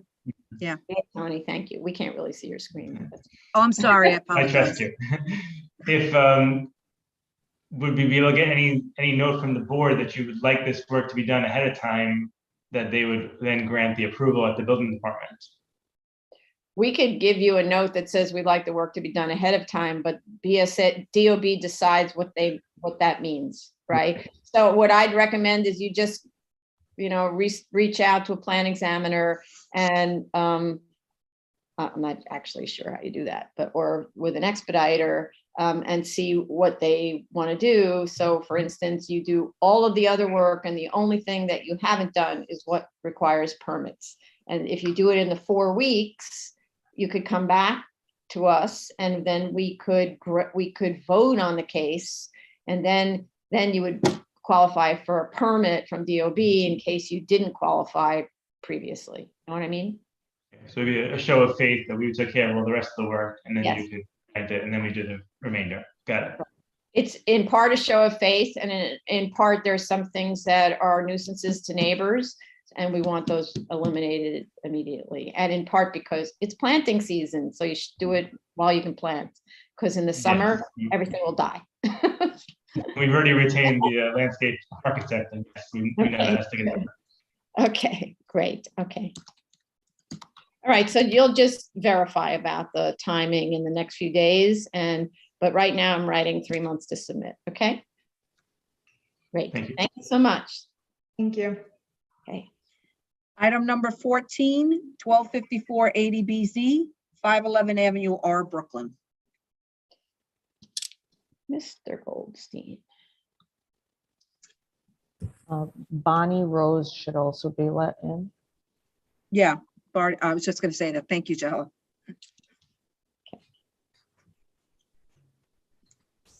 Hi, how are you? Good afternoon. Good morning, Jay Goldstein. Good afternoon. It's afternoon, actually. Jay Goldstein. Bonnie's going to handle the next one, so I'm going to be alone on this one. Okay. Oh, okay. All right, where is she? Oh, she's going to handle the next one, Jay? Okay, I'm sorry. On the next one. Okay. Do you affirm to tell the truth, the whole truth, and nothing but the truth in your testimony before this board, and to respond honestly to board member questions? I do. Okay. Good afternoon again, Jay Goldstein for the applicant. We listened to the board's comments. Madam Chair, will fix the statement of findings, the statement of facts and findings to address your concern. And also with regard to the programmatic needs and that chart that we submitted, you are correct. I did limit it to services. We tried to limit it just, how the sanctuaries were going to be used, because the other room is going to be used as youth groups during services, or when they're setting up for some sort of event when the services are going on. So it's a little trickier to put that in, but I wanted to emphasize that all of the sanctuaries were going to be used and how they would be used to maximize the space. But that third floor won't be left open. It's going to be utilized pretty continuously and full. Can you then just amend that chart to show that it's not an empty floor? And yeah, I just think we had an asterisk there that showed that it would be used during services, but we'll amend it, no problem. Yeah. No, I mean, I don't really see why you need to explain what people are physically doing in this space. They're just using the space, right? All at the same time. It's scheduled. So you have kids using the space, doing whatever it is kids do in the space, while different ages of adults are in the other spaces doing what they do in those spaces. It's really a space utilization chart to show simultaneous occupancy, right? You can even head it like that instead of Okay, no problem. Okay. Commissioner Shetta, with regard to the underpinning and geotech, it's noted, and it will be done by a professional engineer before we do anything on this property.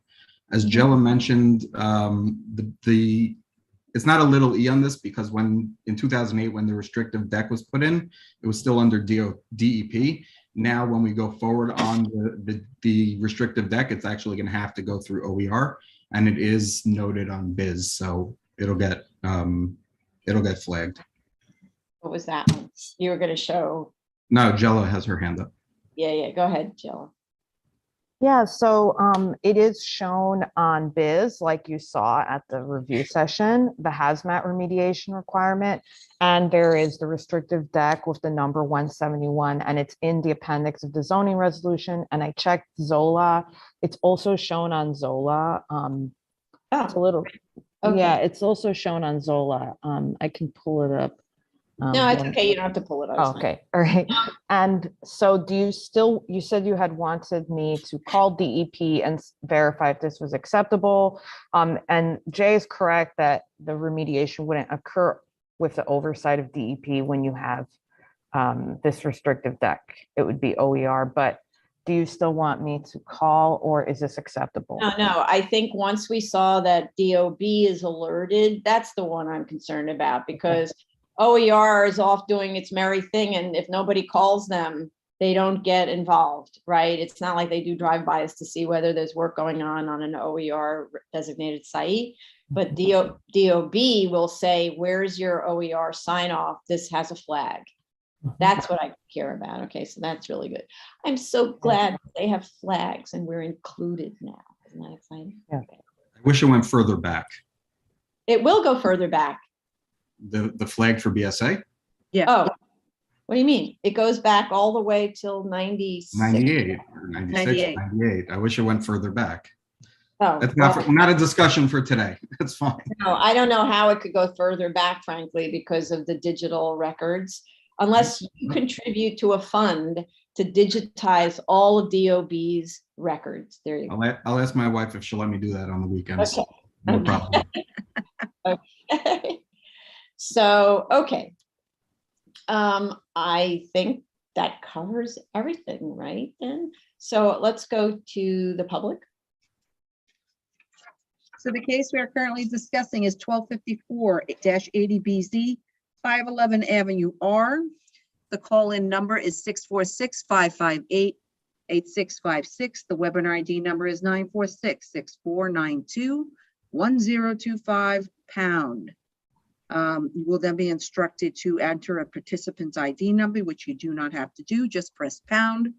And then you can press *9 to raise your hand, *6 to unmute to speak. If you're in the Zoom room already, please raise your Zoom hand.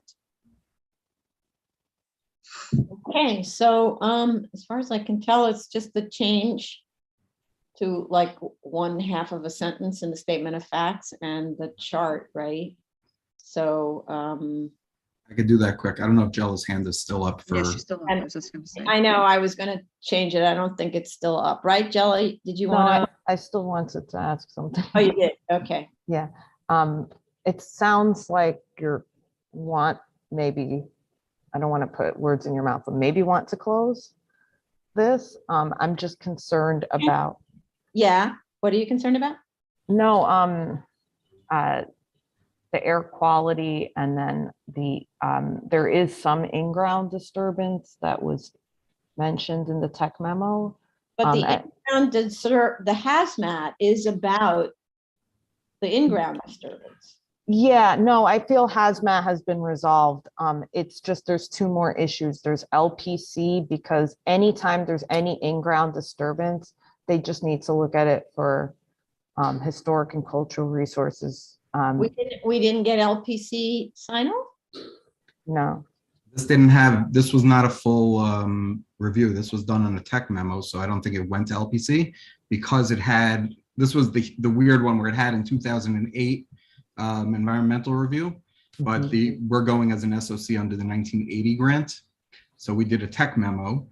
The only thing I could say with regard to LPC is that in 2008, when the board granted the application, they granted the ground disturbance for the cellar with the restrictive deck, no mention of LPC. So can that be taken as notice to say that there are no LPC issues? Well, that's not really how it works, right? If it wasn't referred to LPC, it could have been an error. Whenever there's ground disturbance, you don't know what the history of the site is, right? So, and I don't know how deep they're going to be digging. There's already a foundation, but I don't know whether then there's there must be, obviously, there's Yeah, there's going to be no excavation. Okay, I think LPC is quick, so I'm not overly concerned with like a delay based on that. No, they're quick. It has to do with whether we can close. We can't close with open seeker. That's the issue. Okay. So, okay, I appreciate that, Jello. So in terms of the air quality issue then, if there's a concern about air quality, yeah, we'll clean it up. Yeah, so then that might be a call to DEP if they want anything else done. But, and that's just a call, right? For peace of mind kind of thing, to make sure that all the seeker issues are tied up in a little bow. We can put this on for the next hearing quickly, assuming, a fast LPC turnaround. You're right, they're very fast. And a call to DEP where we'll know quickly whether they want us to do anything else, okay? Right, so just in terms of calendaring, I can get you, the change to the statement of facts is minor and quick. I can get that to you, and Jello will have the the clarified tech memo to you today, with the change that you mentioned before. Yeah. And then you can get that in. So if we can get that today, Madam Chair, you're mentioning the next hearing, is that the 28th? I don't know. You're going to have to let us take a look, right? And find out from DEP, right? So, as you know, we make decisions about the next hearing in the next couple of days, all right? Okay, so we'll endeavor on our end to get everything to Jello by the end of the day. Okay, that's great. And then also to call Jello, you'll call DEP about the air quality, right? I would just add, Jello, when I send it to you, that'll be the corrected version with the air quality info. So I guess if you want to wait for us to send it before calling DEP. Yes, I would like to wait. Okay, so you'll have it today. Thank you very much. Thank you. Thank you. Okay. All right. Thank you, everyone. All right. Next up. Yeah. Next item, item number 15, 110 and 99 BZ 5658 Kosciuszko Street, Brooklyn. Okay. Mr. Goldstein. Ms. Rose will be handling this one. Bonnie, you have to unmute. Okay. Hi, everyone. I have to be sworn in now, right? Yes. Okay. You affirm you raise your right hand. Do you affirm to tell the truth, the whole truth, and nothing but the truth in your testimony before this board, and to respond honestly to board member questions? I do. Please state your name for the record and proceed. Good afternoon, everyone. Bonnie Rose with the Law Office of J. Goldstein on behalf of the applicant. We heard and appreciate the board's comments from earlier today. There will be no parking on the sidewalk. We'll have the applicant add a no parking sign in front of the building in accordance with the vice chair's comment, and the dumpster will remain inside except during collection times. Okay. So let's go to the public so that then I can ask you about time. Okay, thank you. So the case we are currently discussing is 11099 BZ 5658 Kosciuszko Street, Brooklyn. Should you wish to call in, the number is 646-558-8656. The webinar ID number is 946-6492-1025 #. You will then be instructed to enter a participant ID number, which you can ignore and just press pound. You can then press *9 to raise your hand, *6 to unmute. If you are in the Zoom room already, please press your Zoom hand. Please raise your Zoom hand. Okay. So I'm going to be talking kind of slowly to give people a chance to call in. In the meantime, how much time do you need to make the sign and post it and take a picture? So I guess I'll answer because neither one of us really know. I have to swear you in now. I swore in. You can go to the video. I held my hand up. No, you did not. I didn't see you. Oh, so forget it. Bonnie will answer. I'll text her. Okay.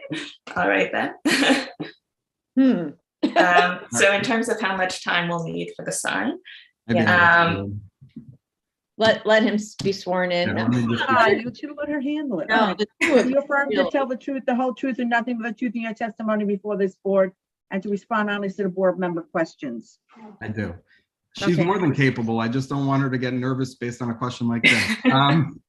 We can talk to the client and see how long it'll take to get a sign. I don't think it's very long, maybe a week or two to put the sign up, just to order it and have it made.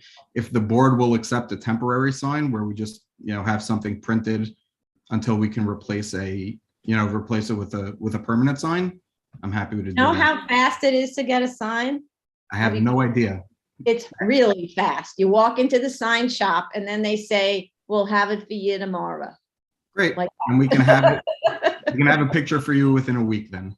Okay, well, okay, so let's give it a little bit of time, but I'm gonna say 2 weeks, okay? You have to figure out what sign company you go to. Maybe you order it online, which you can also do. So there's some options like that, okay? So I'll write 2 weeks.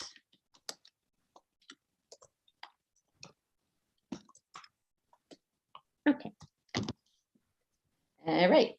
There's a lot of things, like Home Depot even has, I don't like to plug a place, but a lot of the big hardware stores have sign making contraptions right there, and they set it for you and they print it for you right.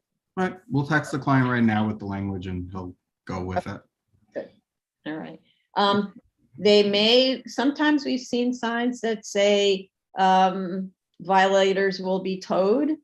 Not sure whether they're willing to do that, but sometimes we see that on the sign. He probably has a tow truck, so it'll be convenient. Yeah, okay, right. It's what he does for a living. There you go. Okay. All right. Thank you very much, everybody. Thank you.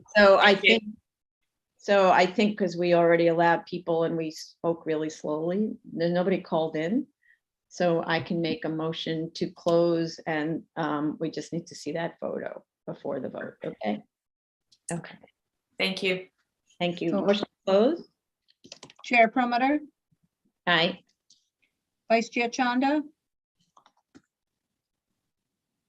I can't Vice hear. Chair Chanda, Oh, aye. Commissioner Otley Brown, Aye. Commissioner Shetta, Aye. Commissioner Shabeta. Aye. Thank you very much, everybody. Thank you. See you tomorrow. Have a good day. New Bye. cases, item number 16, 263-14 BZ 1601 Oriental Boulevard, Brooklyn. Okay, that's Ms. Holodar. It should be Elise, right? Yeah, she's in.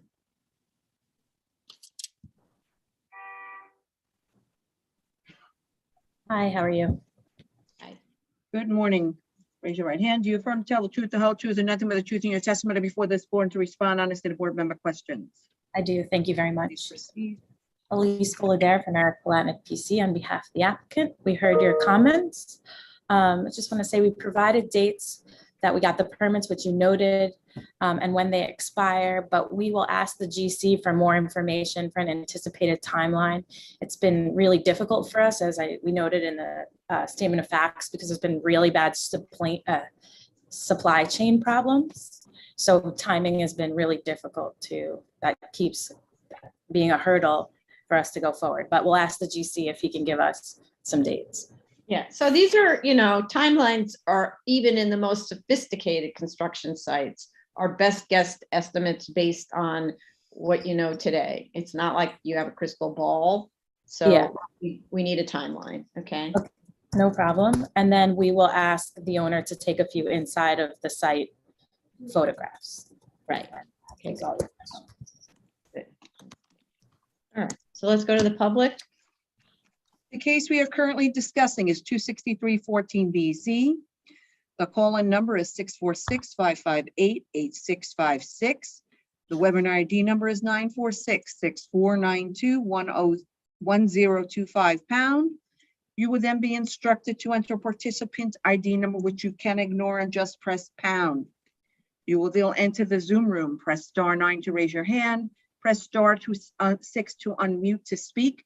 If you are already in the Zoom room, please raise your Zoom hand. Okay, again, speaking rather slowly. How much time for the timeline and to get the photos? Say a week or two, just to make sure I get in touch with everyone. Okay.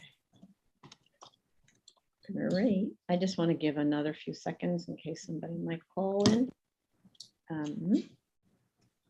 Otherwise, whatever date you give us will work for us. Okay, all right. So I'm assuming the 2 weeks to submit. So Yeah. everything is always based on the submit date. So, okay. Okay, so then I would like to make, because it's only those two issues which don't go to the heart of the matter, I'd like to make a motion to close. Chair Perlmutter, Aye. Vice Chair Chanda, Aye. Commissioner Otley Brown, Aye. Commissioner Sheta, Aye. Commissioner Shabeta. Aye. Okay, thank you. Thank you so much. Are we good? Next, move on. Yeah. Item number 17, 2016-1219 BZ 7345 Myrtle Avenue, Queens. Okay. Allowing Miss Landisman in.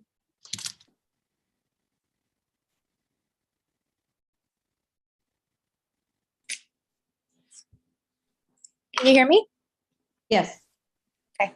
Hello. Hi, Alexia. Do you affirm to tell the truth, the whole truth, and nothing but the truth in your testimony before this board and to respond to city board member questions? I do. Please proceed. Hello, everyone. My name is Alexia Landisman from Sean LaBelle PC on behalf of the applicant. We attended the review session and we noticed that there were no comments on this application, but I just wanted to clarify the dates. So the variance was approved on November 21st, 2017, and the time to complete construction expired on November 21st, 2021. I just wanted to get that on the record. Oh, yeah, you're right. Oh, so there isn't a mistake. Sorry. Right. Okay. You're right.